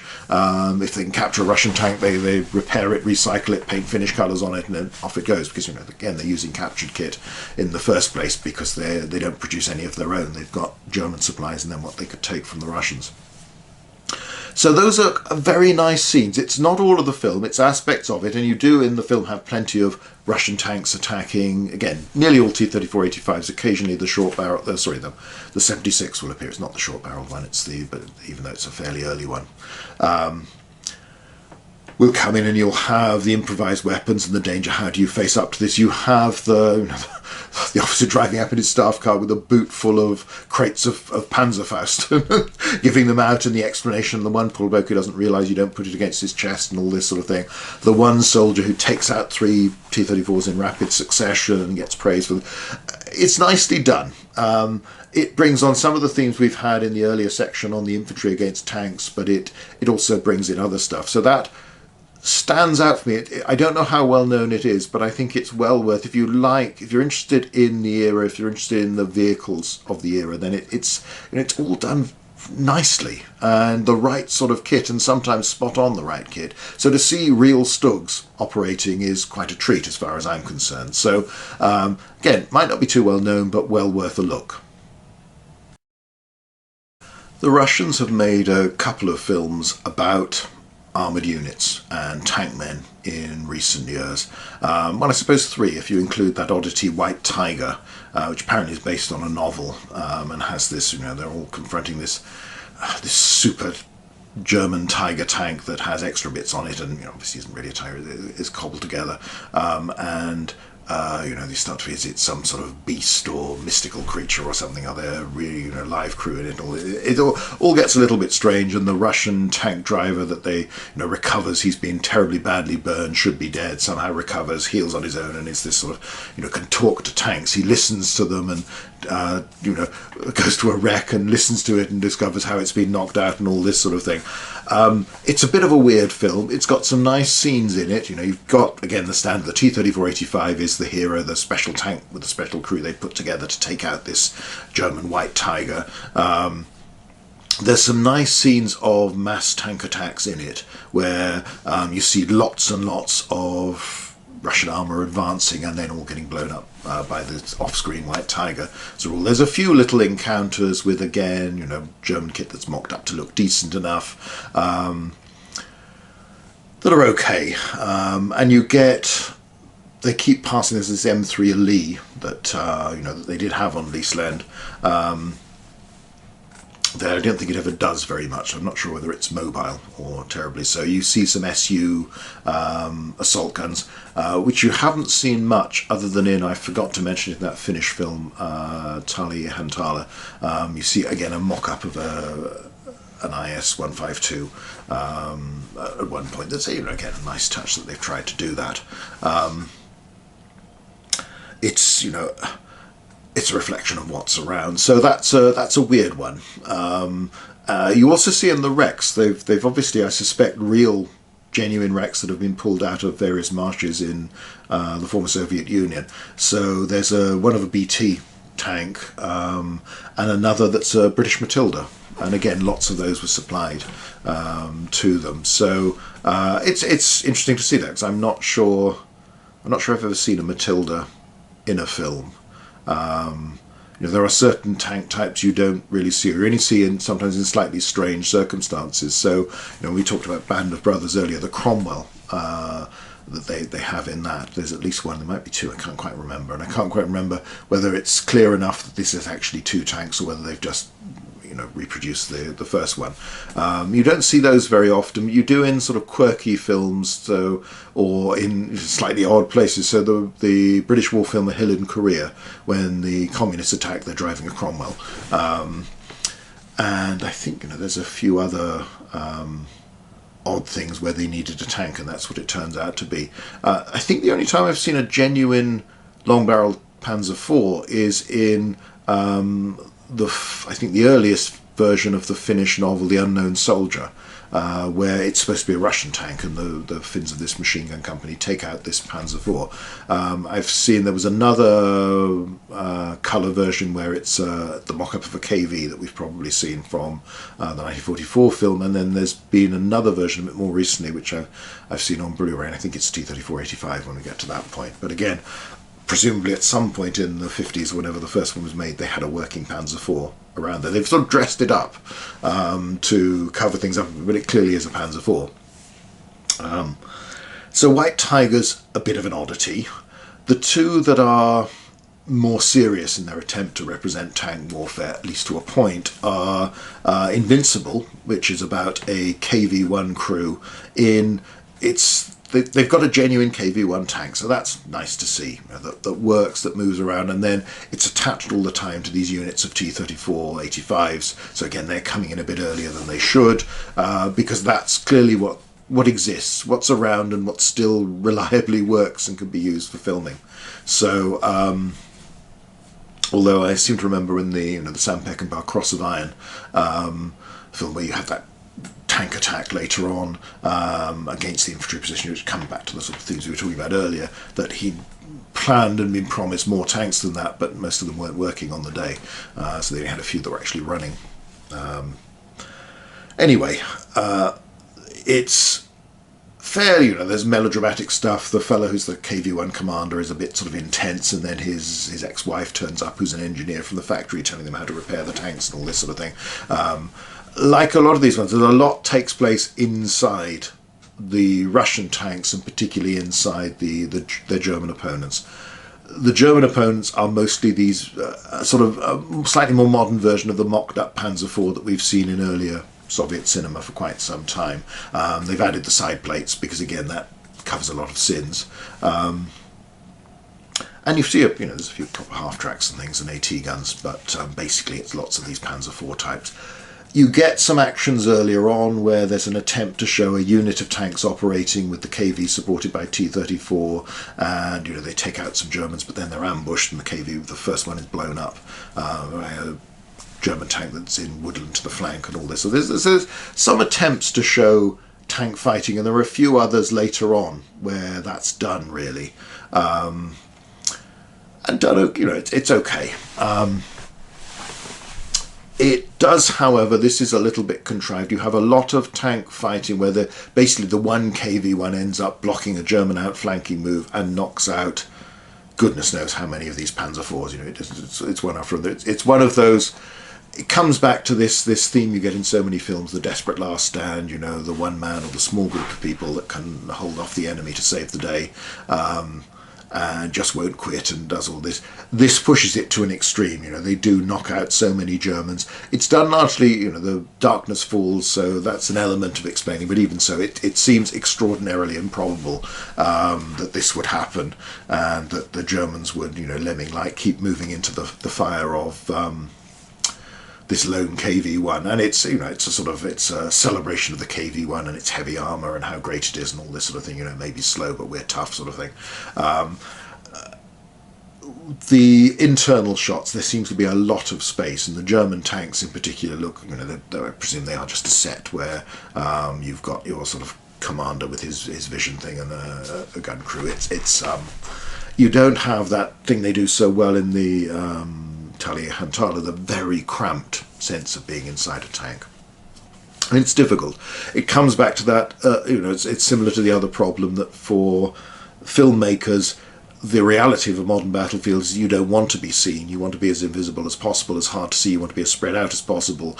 But when you're making a film, you want it to look as impressive as possible. You want everything to be seen. You want the audience to understand what's going on. And if there is somebody concealed or in ambush, you've got to make it very clear that's how it works. So it's where reality fights against the needs of cinema. So somehow it doesn't quite come together as a film. I quite like it, but it's got its moments, but it does seem a bit too exaggerated. And a lot of these things, it's all within the trend of Russian war films of recent decades in particular that have emphasized again fighting against the odds, which of course as the war went on tended to be less and less true.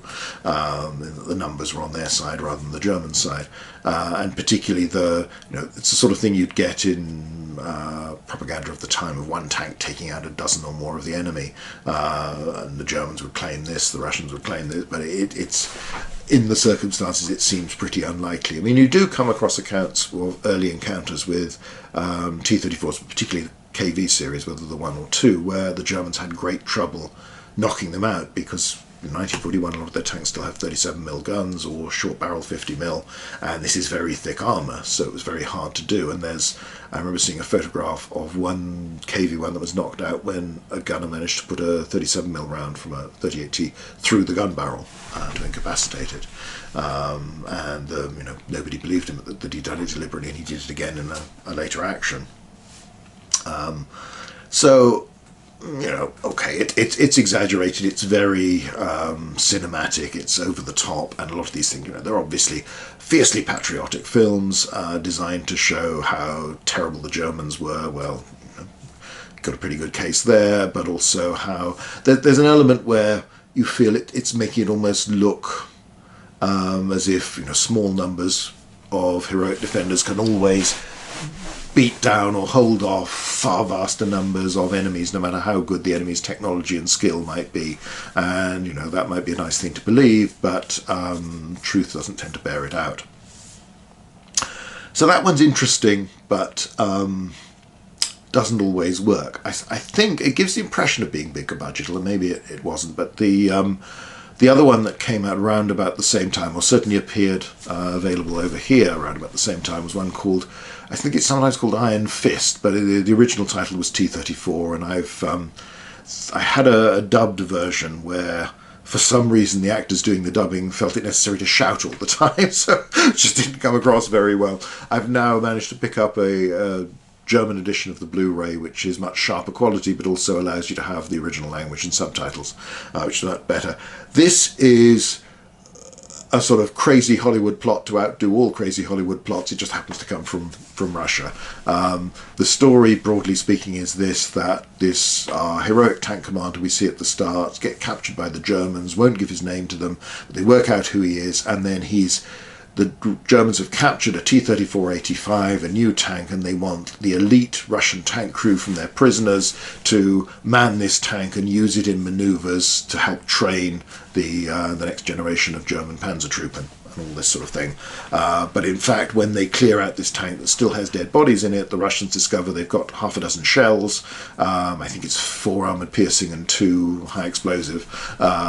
And they fight their way out of the German training area, and then they drive around Germany and platoon of Panthers tries to intercept them with the leading bad guy, and they have this sort of weird, well, a battle within the streets of this German town, and eventually the Russians win, surprise, surprise, and then the Russians walk off into the sunset.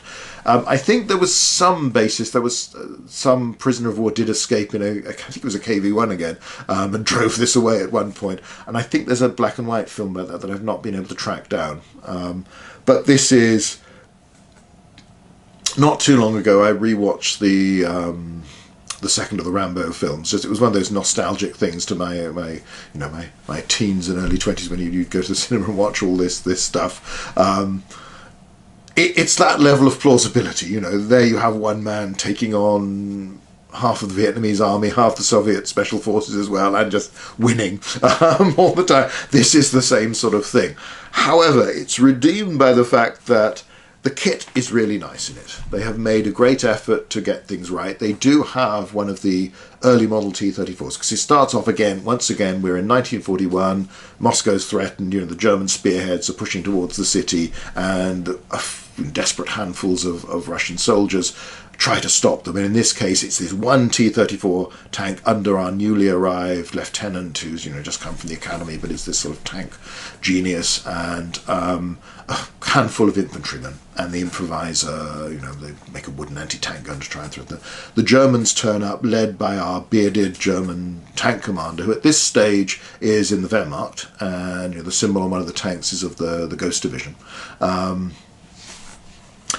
He's in a Panzer III, a short-barreled Panzer III. There are several of those. There's a Panzer II or so around. There are some half-tracks. The kit looks nice. Again, probably, if you look closely, some of it's mocked up and improvised, but they've made a real effort to make it look right. I think the early model T-34 was actually restored for the film to working order, and it does, it looks very slick the way it moves. Sometimes you see these tanks driving along, and they've been restored with great care, but there's limits to what you can do with them, and they're a little bit sort of ropey and rickety at this point.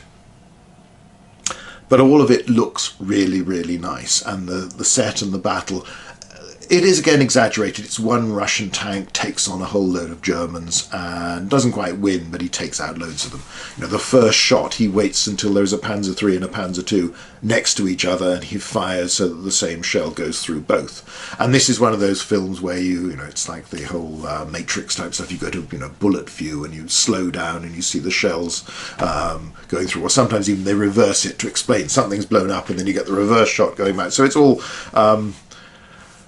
it's almost like tank porn. There's this element where the stylized battles with this very, very accurate, or pretty accurate anyway, kit is done, but it's within that you cannot take it seriously, but it's quite nicely done, and they are trying to have the principles of, yes, you always want to hit them in the side armor where it's weaker. You do hear stories of tanks engaging inferior arms, so that some British tanks in the desert early on encountering some of the Italian tanks, where I remember reading one story of a commander of Matilda kicking his gunner because he kept thinking the man had missed, and later on they discovered the shells had actually gone in one side of this medium tank and out the other side because the armour was so thin. So there's an element of that. They outwit the Germans at every point. The Germans are pretty dumb, but I think they've made the tank interiors a little bit bigger than reality, but it's not too bad. You do have a sense, you get the terrific clangs when a tank is hit and everybody shaking but not penetrated, and again, you get this in plenty of accounts. There was always the danger that you just bail out because you think, well, better do it quickly. You even, sometimes particularly in the early war, you have accounts where there's holes in the side of the armour started to split. You can see daylight coming through, but you don't yet abandon at that point. You haven't been damaged fatally. It's, it is exaggerated, it is over the top, but it still looks very good, and it's very well filmed. It's very dramatic. There's a tendency that you get in a lot of modern films sort of pull out and give you almost this overview. It's like a computer game or something like that. The bird's eye view you get of these things going around to sort of point out to the audience where everything is. They do try and explain these fights in a way so that you can work out, okay, there's the logic. That's why this happens. This makes sense. Even if it's not plausible, it's logical on the terms of the film itself. So you have this first encounter in the snow, and it's all, it is dramatically done, and it looks nice. And then you get all the story through, and then eventually the German tank commander reappears, clean shaven now, and now in the Waffen-SS, and he seems to be the tanks that he's commanding and training. They have the symbol of the 12th SS Panzer Division, the Hitler-Jungen Division, so it's supposed to be them. And there's a dig at everybody. It's not just the Germans that we don't like, where this fella addresses his tank crews before the exercise, saying, you're going to be trained against the best Russians. If you can defeat the Russians, then the Anglo-Saxons in the West will be no trouble at all. It's basically just, this is the tough opponent. An interesting thing, they haven't pretended in the Russian tank, the crew shouted each other because there was no intercom, particularly in the early model T-34s, in the same way that very few, if any, would have radios. So, whereas the German tank crews, they're all on an intercom system, it's a bit more restrained, a bit more clinical, a bit more efficient and Teutonic and all this sort of thing, but nevertheless that's also reality. Because you only get ever one Russian tank facing up against more Germans, it doesn't bring out the point that this lack of control was a real problem. The German tanks can talk to each other. They've got radio communication, whereas the Russians haven't, and are using flags, hand signals, or a prearranged plan. Even late in the war, many units didn't have the communication that was normal for the Germans, for the Western Allies. Another thing I forgot, in the early encounter, they do show the tank commander is also the gunner. So there is a loader to put shells in, but the commander has to command the tank and aim and fire the gun itself. You had then a lot of designs of pre-war tanks and early war tanks till everybody realised this was a terribly bad idea, because it just meant you were getting one man to do too many things, and it meant he didn't command the tank as well. So even, for instance, when the first M3 Stuarts, of British nickname the Honey, the light tank, arrived in the desert, that was designed for the commander to also be the gunner, and instead the British converted it. They took there was supposed to be a co-driver with the Browning machine gun in the hull. They dispensed with that, and they brought up a man to so you could have both a gunner and a loader and the tank commander, and they had to improvise a swing chair basically to make it all fit. So again, this is something that you've got that nice, but it's never really highlighted. It's not seen as a disadvantage, because obviously this is our hero who can do absolutely anything. You do get a few bits where they suggest the poor visibility of a tank, where they suddenly look out of a vision slit and realise, oh heck, there's an enemy tank on our flank. Anyway, the big fight later on is between our T-34-85 with its 6 shells and Panthers. And apart from, there's a film called The True Glory, about the Battle of Arnhem, that was made, I think, only about 8 or 9 months after Arnhem, when the war had ended.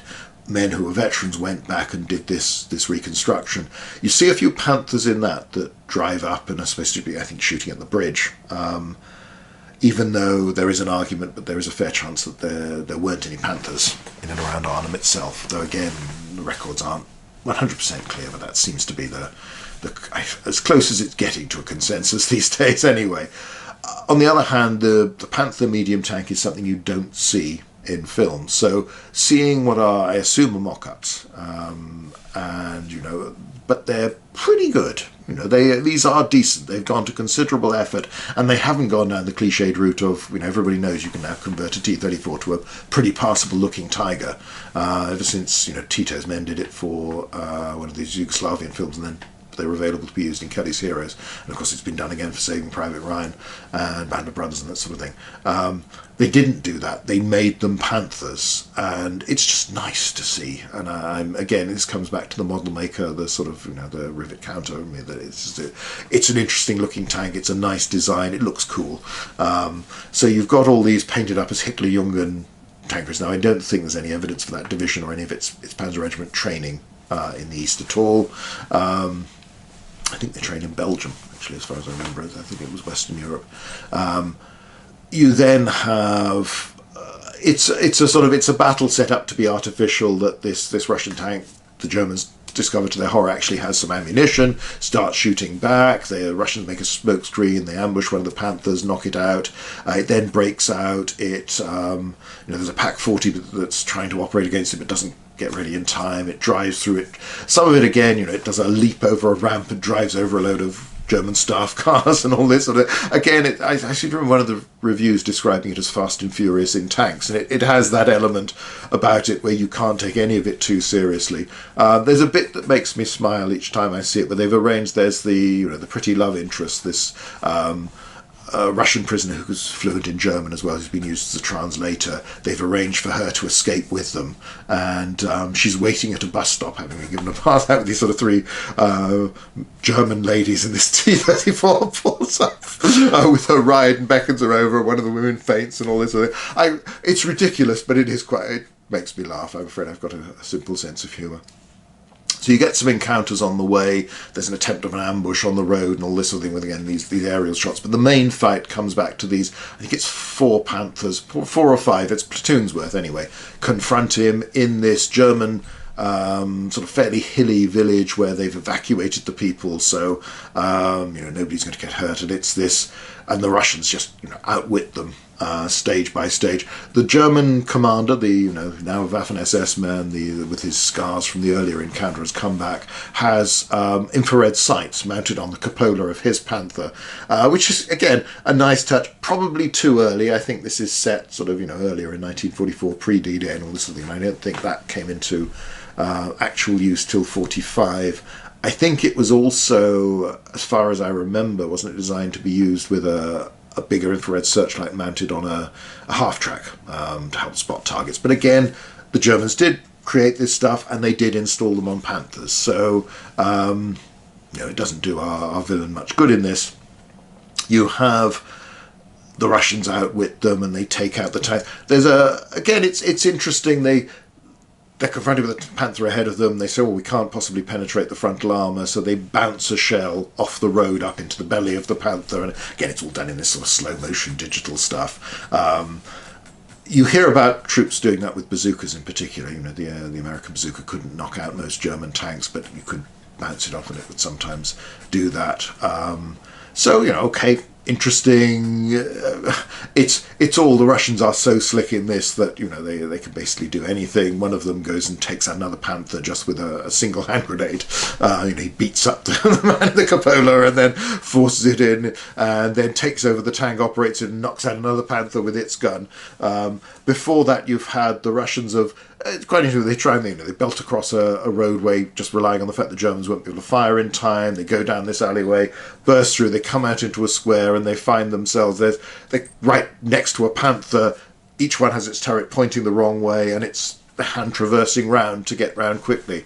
Now, certainly, Sherman crews and other British and American crews emphasise again and again the slow traverse of German turrets compared to the powered traverse, particularly in the very smooth traverse you had in a Sherman, where basically the gunner's got a pistol grip and he's just bringing it round. I'm not sure what the situation was with T-34s and Russian tanks, but it's done as this race against time, and I suppose it's interesting. Whilst these tanks right next to each other's a little bit unlikely, nevertheless within the story, it makes sense in the terms of the story. The terms of the story are not those of reality. They traverse around, and of course the Russians win the race and blast the Panther, which then there's an interesting delay. You see it, they fire at the turret ring, you see flames coming out, and then there's an internal explosion, and it's that pops the turret off the Panther. And after that, there's the sort of really crazy bit where the German commander comes out into the cupola and throws down his glove, throws down the gauntlet to challenge the Russian. He's only got this one Panther left by now. They meet each other on the bridge just as dawn has risen, and sort of charge at each other, and it's all pretty wacky. But as I say, it's got nice looking Panthers. The tanks throughout, they've made a real effort to make these things look good. It's a silly story, but on its own terms, I suppose. Why not? I mean, it would be nice to have a proper tank film with giving a sense of what it was like for Soviet tank troops to go up, often against better handled German armour, and in some cases superior German armour for a long time, and keep on doing it. But that's a different sort of film and a different sort of story, and maybe that wouldn't get the the bums on seats in cinema these days. So it's an odd one. It is fiercely patriotic, propagandist, all this sort of thing. But the tanks are nice in it, so I can forgive most of those things because it's got fun tank battles in it, even if, as I say, they're not terribly plausible. So it's rather like Saving Private Ryan. The story makes no sense whatsoever, but you can enjoy it very much as a film. It's a very well put together film.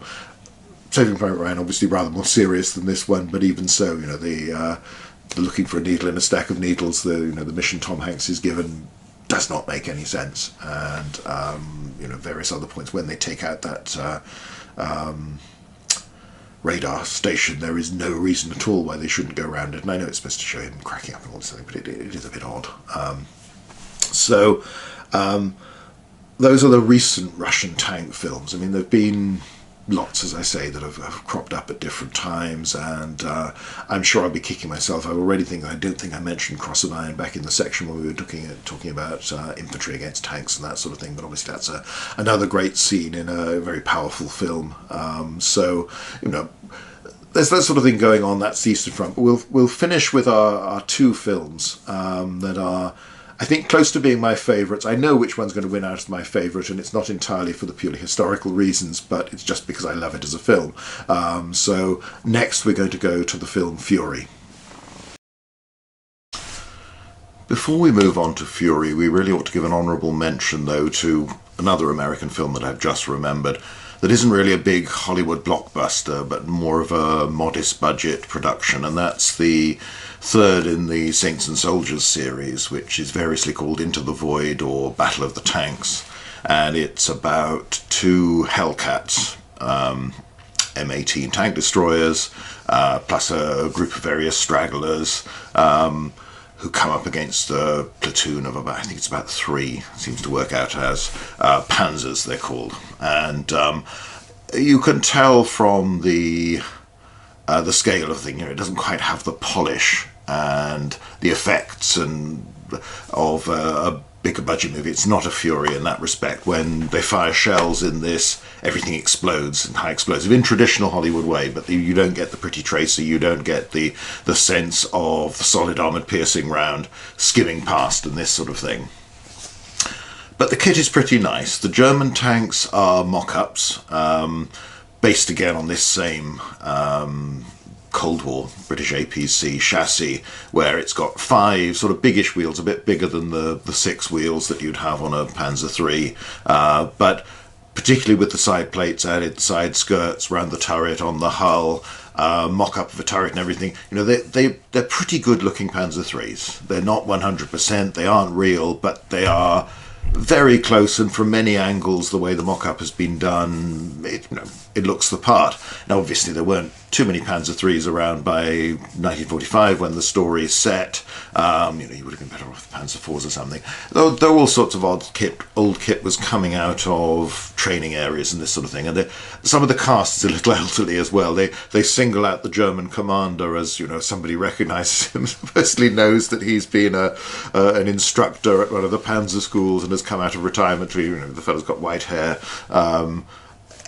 With a lot of these things, I think part of the good quality kit they have in all of these, they obviously had connections with the reenactment community and drew upon that. So you get nice little details that often aren't highlighted, they're just there in the groups of people around. So, there were some Panzer IIIs deployed at Arnhem that had come from a training unit and this sort of thing. So it could happen, it's a little unlikely, it's just this is what they had, and this is a lot better than taking some modern tank, painting it grey and putting a big cross on it, which would probably have been the attitude taken 30, 40 years ago.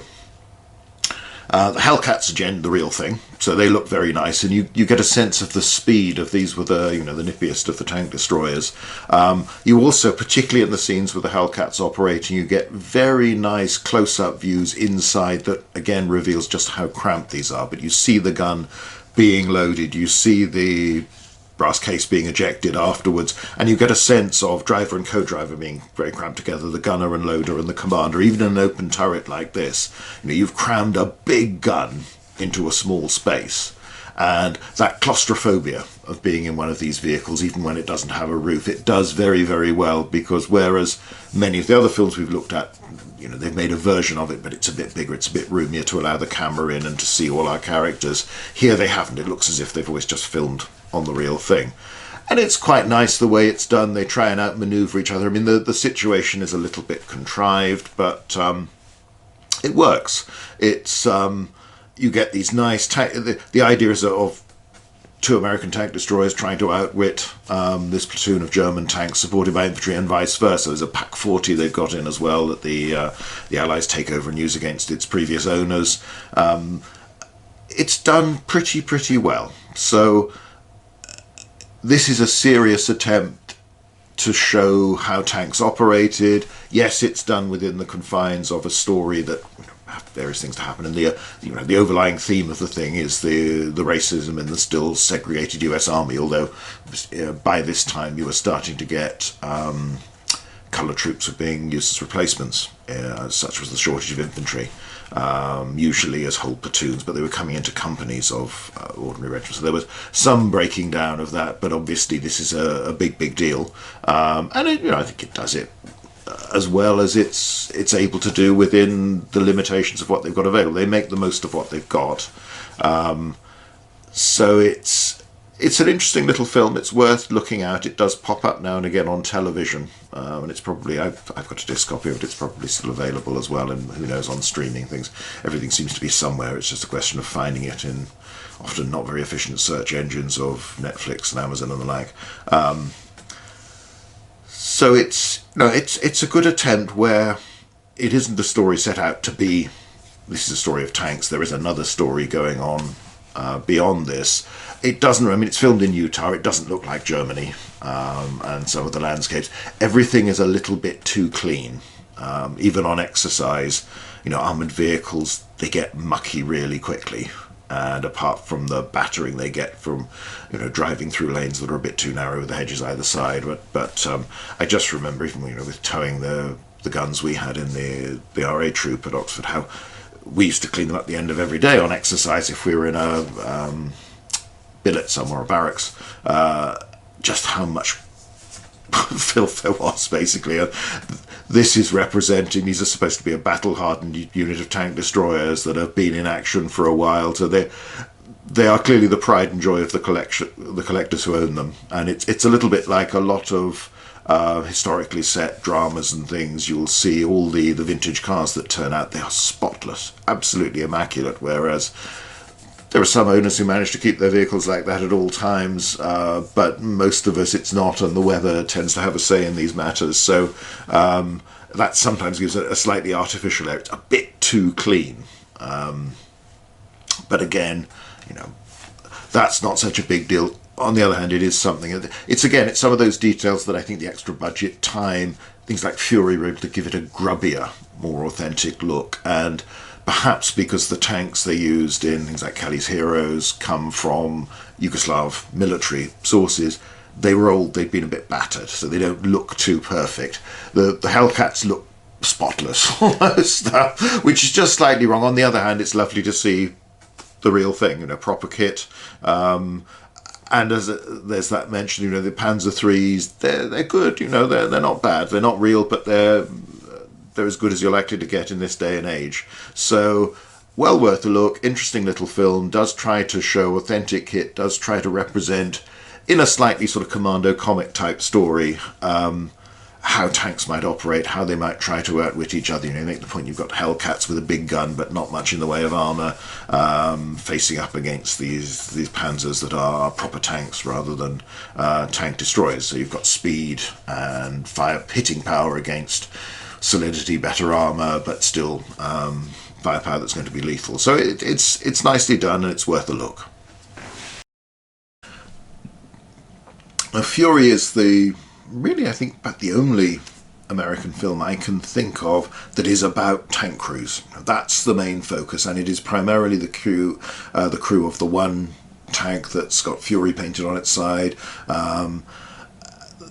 Those 5 characters are the main focus of the story, and other people appear, but basically it comes down to these. And there are a lot of scenes filmed inside the tank. Now, looking at the documentary that comes with the one of the editions, the set was designed as 10% bigger than a real Sherman. It's already a late model, it's an Easy 8 with the 76mm gun and a bigger turret, so there was more space anyway, but to allow them to film and to do this, and they had sections of the equivalent of what would have been the armour they could take out so they could see it from different points of view.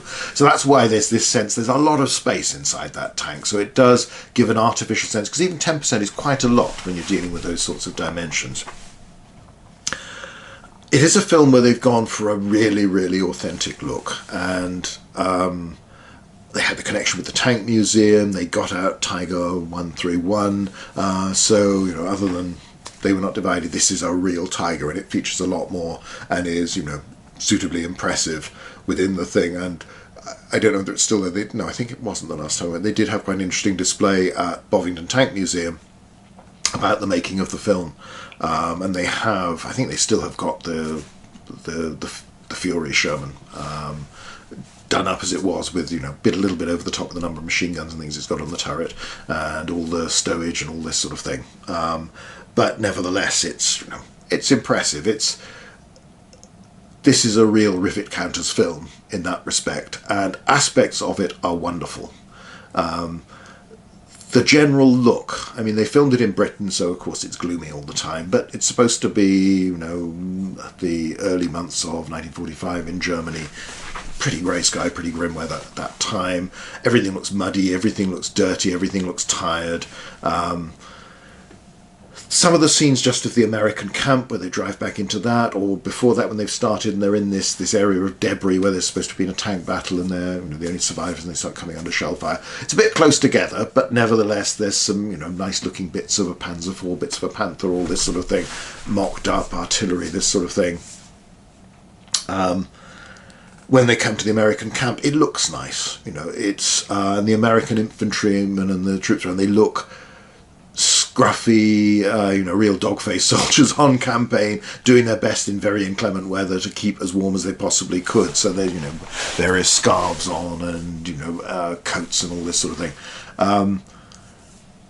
And you've got proper Shermans in it. You know, you've got the Easy 8 that's Fury. For a while they're in a platoon of 5 tanks where there are 2 76mm and 2 75s, but they are real Shermans, and, you know, you've got to praise them for that. So, and when they do come across a German tank, it's a real Tiger. So everything looks nice, and there's lots of loving shots of tracks churning in the mud and crushing things and, you know, moving around, in that sense of, you know, the conversation, a lot of the dialogue is while they're either in the tank or they're out of the turret, heads out of hatches, talking, this sort of thing. So there's a lot that's wonderful about it. But as a friend said when it came out, when we were all, you know, saying, "Oh, have you seen this film?"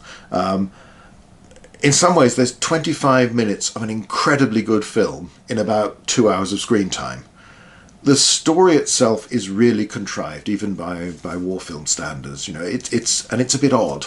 It's all this, you know, the cliche, you've got it in Saving Private Ryan, the man transferred, suddenly finds himself in the front line without being properly trained, without any experience amongst these veterans who, you know, don't like him very much.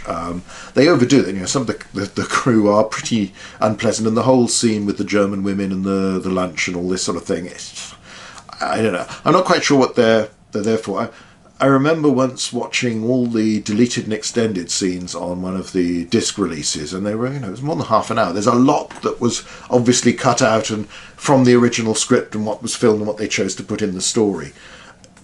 At times, you know, the US infantry they're with don't seem to have any officers. You know, there's the one bloke who, again, I think it's in a deleted scene, gets killed by shellfire, but gives them their orders for their last sort of crazy mission. There's a lot that doesn't make sense, and there's a lot that's contrived, and there's a lot of characters butting heads with each other, which isn't so interesting. Again, perhaps this is me, I would have liked more of a film about an American tank crew surviving during the war, and, you know, what's happened earlier on, rather than just telling stories about fillets and all this sort of thing. It would have been nice to have seen some of that, or even more of those few months, and see them operating more. Most of the time they end up on their own. It comes back to this, and the final battle scene where they hold this crossroads with a, you know, Fury's been immobilized at this sort of point, against this horde of Waffen-SS troops that seem to have no training whatsoever and just hurl themselves at this tank and get mown down by machine gun and shell fire. Are marching along with Panzerfaust on their shoulders at one point, then they've got to take them out of crates, and then they can't shoot the things straight. I mean, even more than the contrived, let's hold this bridge and Saving Private Ryan, it doesn't make any sense tactically, or just, the idea that this German unit is going, if these 5 Americans and their broken tank don't stop them, then this unit will go on and get amongst the hospitals and all this sort of thing. This is daylight, German units moving around in daylight, which they've been doing until the actual attack, tends to be a bad idea with Allied air power. Again, for convenience, the radio's been knocked out. It's all sort of set up a little bit. It's like the Michael Crichton novels, where whether it's Westworld or Jurassic Park, you're set up and you can see, oh yeah, this is the flaw in the system which is going to lead to disaster and nearly everybody getting killed. It's a little bit too neat the way it all works out. It doesn't read like ordinary friction. It's like something where you've just been really stupid and this is bound to fail. So that battle at the end, it just doesn't make any sense. They wouldn't have lasted. They wouldn't have been able to do what they did. They would have died very, very quickly, and they probably wouldn't have attempted to do it because it's just not realistic. Though again, some of the stuff from the deleted scenes gave more reason as to why the War Daddy character, the Brad Pitt character, might have done this, might have wanted to do this. But it's the other thing I'd say. All the American tank crew in the film are very well fed, and all the tank commanders are these, apart from the lieutenant in charge, are these really big blokes, which, okay, is possible, and everybody talked about how healthy the Americans look, but these are also, the US Army of this time, are people who've grown up in the Depression. When you look at the pictures, a lot of them are pretty slightly built, because they've had a poor diet, they've had a tough life to get this far. Anyway, that's an aside. However, you have the 3 earlier actions, or 3 or 4, that are very nicely done. So you have the initial one, there's the ambush where the platoon leader gets killed by a Hitler Youth with a Panzerfaust, hits the tank, the Sherman catches fire very quickly, as they often did, although the Easy-8s with the wet stowage were less inclined to do that than the earlier models. The tank commander is on fire, the lieutenant gets out and shoots himself, commits suicide. Sort of thing you tend to associate more with fighter pilots in the First World War, that when their aircraft's burning and don't have a parachute, they jump or they kill themselves, but with a pistol. But I haven't come across that in any of the accounts I've read, but it doesn't mean that it didn't happen. But it's meant to be shocking. It's interesting in some of the documentaries and stuff with it. The commander of the platoon ought not to be leading. You ought not to be in the first tank to get knocked out. And the same thing happens when Brad Pitt's leading the formation later on.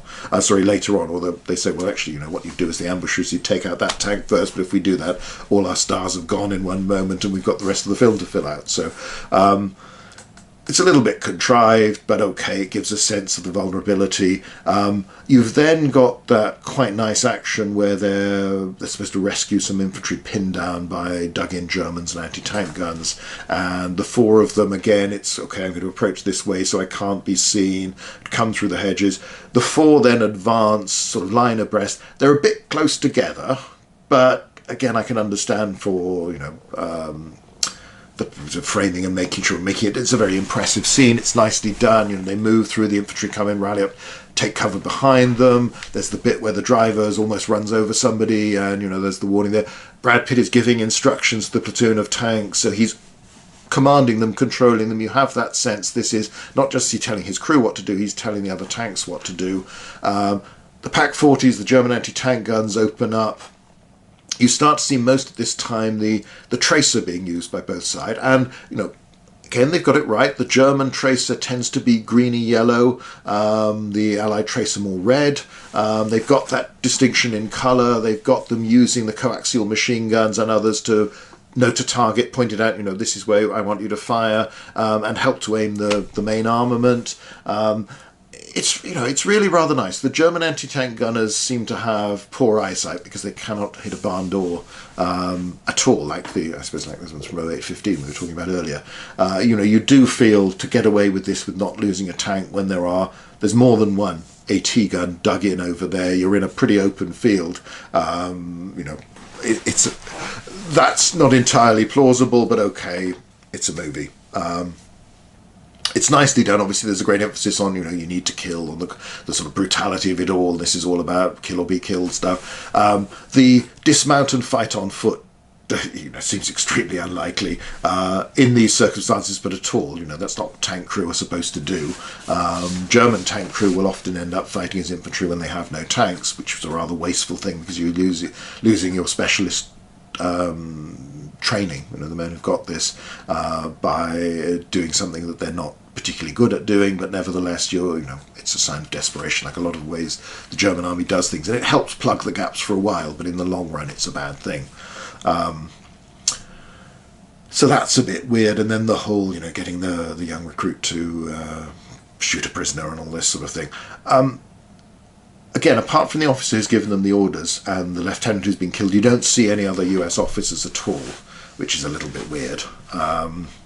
The infantry just seem to be occasionally, there's an NCO, but they're basically all these dog faces who are smirking and happily killing Germans, but they're not, there's not really much sense of their organisation. But still, it's, in Hollywood standards, that's, I think, a really good scene. The follow-up when they advance into the town and they're going along the street, again, they break up so that two tanks go along one route, two along the other. They've got infantry trying to cover them. You have the ambush from the MG42 that chops up, the one poor fella's leg and all this sort of thing, and then they take out the Germans in this basement. Later on, there's the German anti-tank gun, and they use white phosphorus as well, smoke shell, but you fire it into a building, that's going to upset people. It's nicely done. It looks good. You've got all the dust, you've got the debris, you've got brick dust everywhere. It looks grimy, it looks difficult, and there's an attempt to show infantry and tanks working together. So, again, nice. It's that all works very well. They're then sent off on this mission off on their own, the remaining 4 tanks, and that, again, doesn't really make much sense. You feel that there would be some infantry around at this point. I don't think they were quite in as dire straits as this, and nor was the front quite as open as all of this.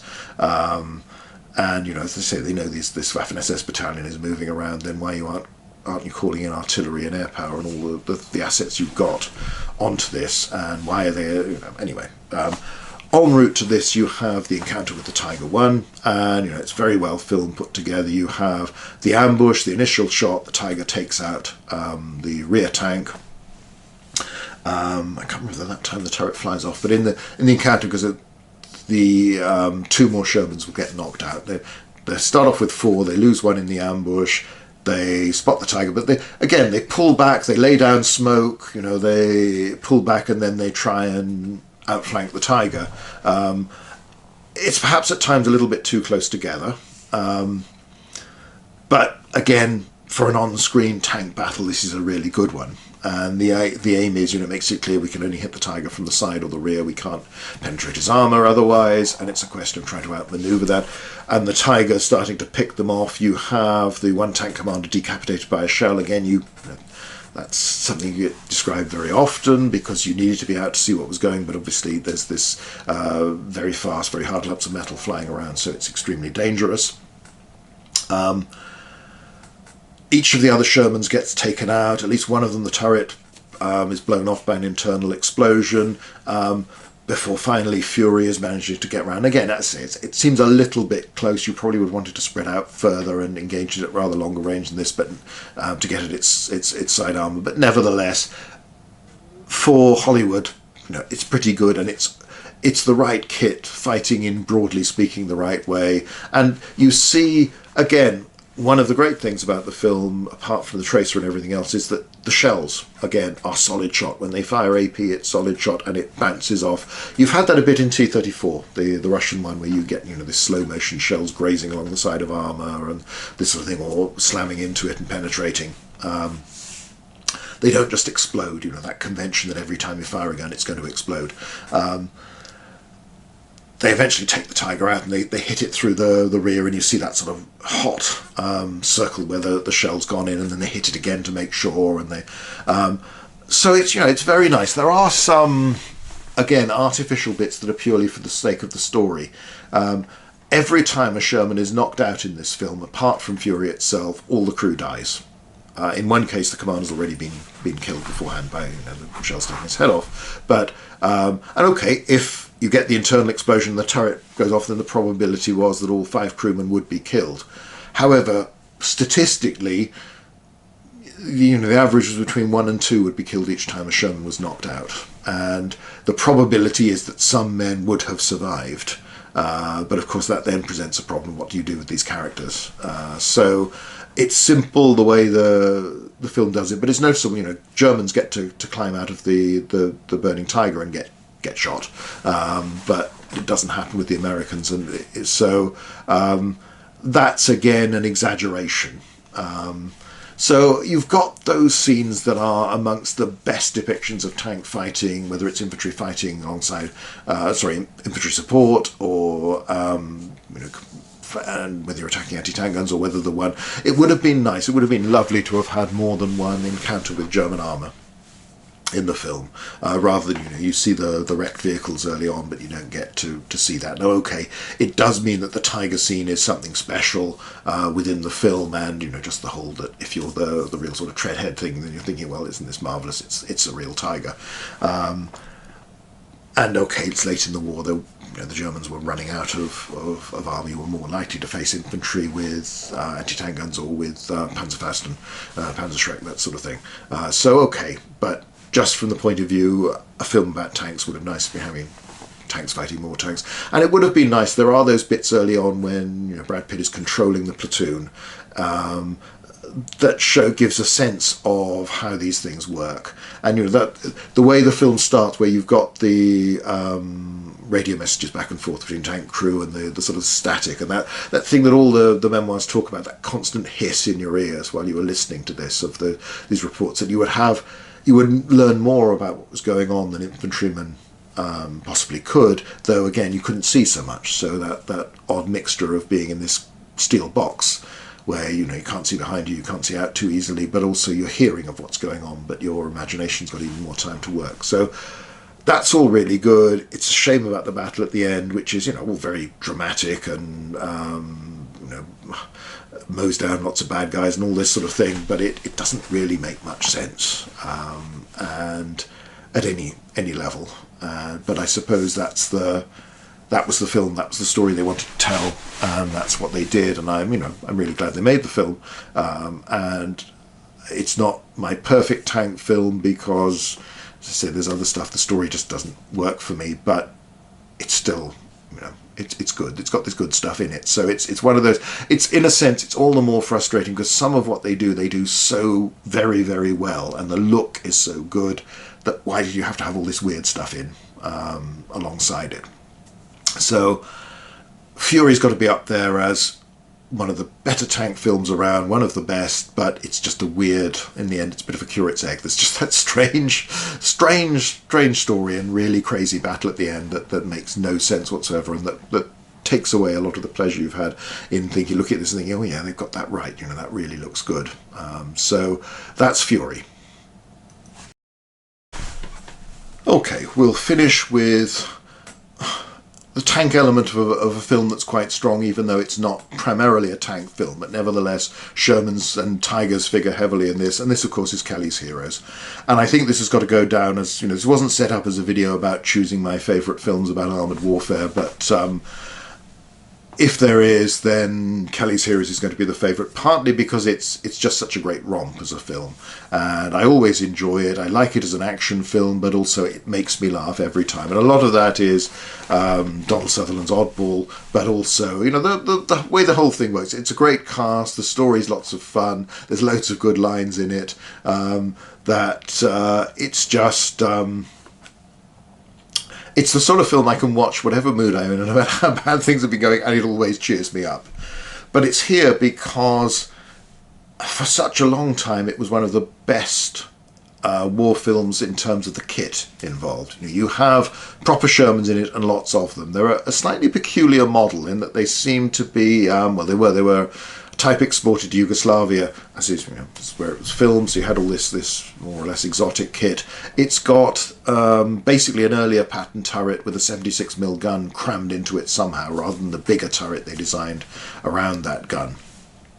So that's probably why the Yugoslavs got that. It wasn't ideal because there wasn't really as much room as you needed for that. It wasn't very comfortable. But they've got lots, and there are enough where, you know, you see some of the early scenes where they're, you know, Clint Eastwood is starting to get together his plan for this heist, you know, where they're sitting by the roadside and these great long columns of tanks come past, plus the engineer vehicles and the half-tracks, everything looks great. And that was very rare. You know, this is a film made in, released about 1970, that sort of time. A lot of 60s films are much more like Battle of the Bulge, where nothing really looks right. Here, even though it's an element of a comedy film, it really does look good. And when you get to the Germans, okay, you know, the half-tracks are clearly American half-tracks, tarted up a bit to look a little bit German. You have the three Tigers that feature in the main battle, but also at various other stages in the early offensive and that sort of thing, that are based on T-34s, but they, you know, they do look the part. They look pretty good. I certainly hadn't seen anything as close to a real German tank in any film. So to see those, and, you know, they look good, they look cool.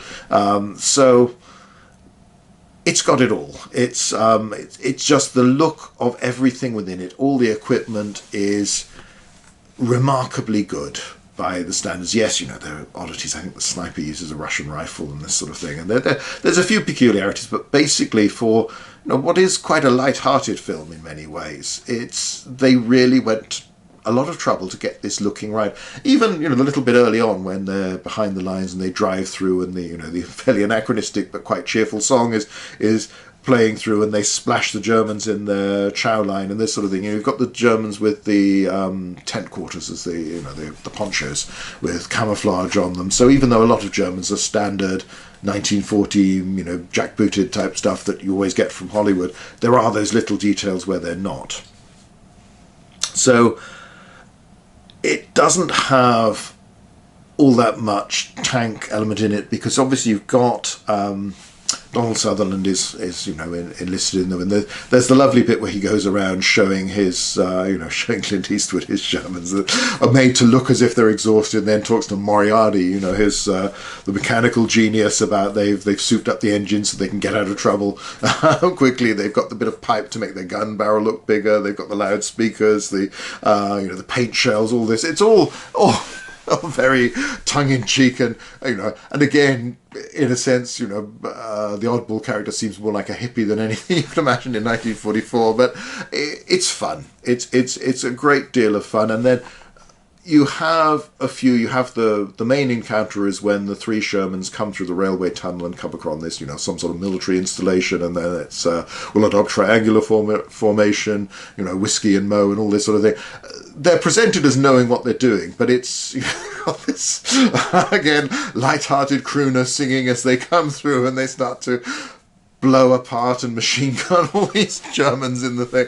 It's very silly, but it looks great, and the look of these three, you know, proper Shermans, they come through, and when you're seeing the Germans looking down from over the tunnel, the bit above it, looking down on this, and they take out the quad flak and all this sort of thing.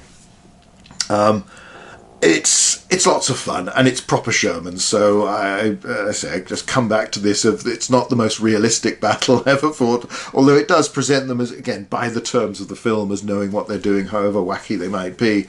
But there's lots of tanks and tanks driving in it. You have some of these shots from inside, you know, Donald Sutherland on his the intercom and all this sort of thing. Moriarty getting overexcited in the co-driver's position, machine gunning Germans with a cigar between his teeth, all this sort of thing. The rest of the platoon don't really get much to it. You know, you've got the tank commanders, they occasionally appear, they don't get to say much. And then at the river crossing, when they're repairing the bridge gets knocked down, and Oddball's already across, the other two tanks are knocked out. Again, all the crews go. It's rather like in Fury. It seems to be if a tank gets knocked out, everybody dies. And there's an interesting, debate over, apparently Clint Eastwood and others weren't too happy. They felt the film had changed from being a sort of more serious anti-war film into this romp as the things developed. And, you know, the one actress tells a story of having been ready to go on the plane, and suddenly her character was written out of the film. And also debate over whether, because a couple of the platoon get killed when they're crossing that minefield that's there for no apparent reason. That's followed by the ambush they do afterwards of that German column is quite well done the way they deploy them and set it up. And people complain, oh, well, it should have been kept light-hearted, nobody should have died. I always wonder about that, because, of course, these 2 tank crews get killed, and nobody seems to shed any tears or get upset about them at all, but perhaps because they're not developed as characters. Anyway, they move on, they eventually reach the town with the bank in, and this is where they tell a whole ball about the 3 tigers, and you've got the great line from Moriarty about being assaulted by tigers and all this other thing. Again, up to this point, certainly in Normandy, American tank crews wouldn't really have met any tigers, but most Allied tank crews spotted anything German and thought of it as a tiger, and a lot of Panzer IV, especially with the turret armour, the look, makes them look like they've got a round turret rather like a tiger, and Panther's big enough as well. It's upsetting enough to come against one of those. So it's like every gun that fires you in 88, every tank you meet's a tiger. It's obviously, again, within the story, the way they creep in while the Germans are running their engines and the bells are sounding. They drive up, they creep through, get the gun barrel through so they can take out the first tiger with a shot to its rear armour. They then outmaneuver the other one that's, the other 2 are chasing them, and the one they sort of get behind. Again, you've got the paint shell on the back. But it's lots of fun, and then they take it out properly. But the German trapped, so he can't traverse his gun to turn around because there's a tree one side and a house the other, and all this sort of thing. It all looks very good, but it is, it's a light-hearted heist film at heart with a war setting. But it's, as I say, it's lots of fun. It's really done well. The performances of some of the eye rolls that Clint Eastwood gives when Donald Sutherland comes out with one of these odd things, or the earlier comment about how are we going to get with a column a mile long, and it's easy, it's an army, we can fight, and all this sort of stuff. I don't know, army, it's a circus, and I don't know, it makes me laugh. So rather than going back to rather like my Asterix video where I'm just giggling to myself all the time, I won't say too much more about it, but I love it because it's that combination for me of, it's a very entertaining film, but the kit is right. And as I say, it's something I'll come back to again and again, and I always enjoy. I always think it's great. So that will come in as my favourite Second World War tank movie, even though, as I say, some of the others are a bit more tank-based than that. But there's enough in it to make it good, and it works as a film far better than the others, even if, say, the scenes in Fury, the early ones, not the final battle, make a lot more tactical sense and are close to it. They're too close together, they're exaggerated, some of the distances are wrong, the spacings are wrong, but they're pretty good. T-34 does that even more, so it's even more exaggerated, but the kit's really nice, but the plot's pretty silly. And there are others out there, and you go back to They Were Not Divided, it's a good film. I would have liked more tank action in it, but I understand why it didn't do it that way. So there we are. That's some thoughts on tanks on screen in Second World War dramas, movies, that sort of thing, and something of the reality of how accurate this actually is. As I say, I wrote a lot about James, the Sherman tank commander, and his crew and his unit's experiences in the novel Hill 112. I'm probably, when I get around to it, I've got some other stuff to write first. I'm going to write another book about a British regiment of cruiser tanks, probably in the Western Desert, and then perhaps take that further through the war as well, just because it's interesting. I don't think tanks have been written about or depicted on screen quite as much as, say, aircraft and aircrew, but there's also that link between the human element and the machinery that's coming together with a particular technology of that time, and it interests me. I think it's something that's worth exploring. So anyway, that's it for today in a much longer video than planned, but hopefully it's of interest to people who like movies, even if they don't particularly are less keen on this more modern stuff than the Roman history and other things. But as I say, it's something that interests me, and there'll always be, whilst I'll stick primarily with the ancient history, I'm going to do other things as well on this YouTube channel, just because hopefully they're of wider interest, but they're just things I like talking about, and being part Belgian I can't really stop talking, so now I've got the opportunity to inflict that on the wider YouTube world. So anyway, that's a look at tanks. Look in the comments section, or sorry, the description section, where it'll give some links to some of the things I've mentioned, particularly that at the front in North Africa. Well worth searching out. The whole film is really interesting because you don't get that much colour footage. It just has a, well, it is real. It's got that look about it. It's well worth seeing. But most of the films are. Maybe there's one or two that people haven't come across before that they might be interested as well. So, and if you know of others that could be included, then put that in the comments. Because I'm bound to have forgotten something. But these are the ones I know about and the ones that I think most have tanks most prominently in them, and so are worth talking about. So anyway, that's it for today. Thanks for watching.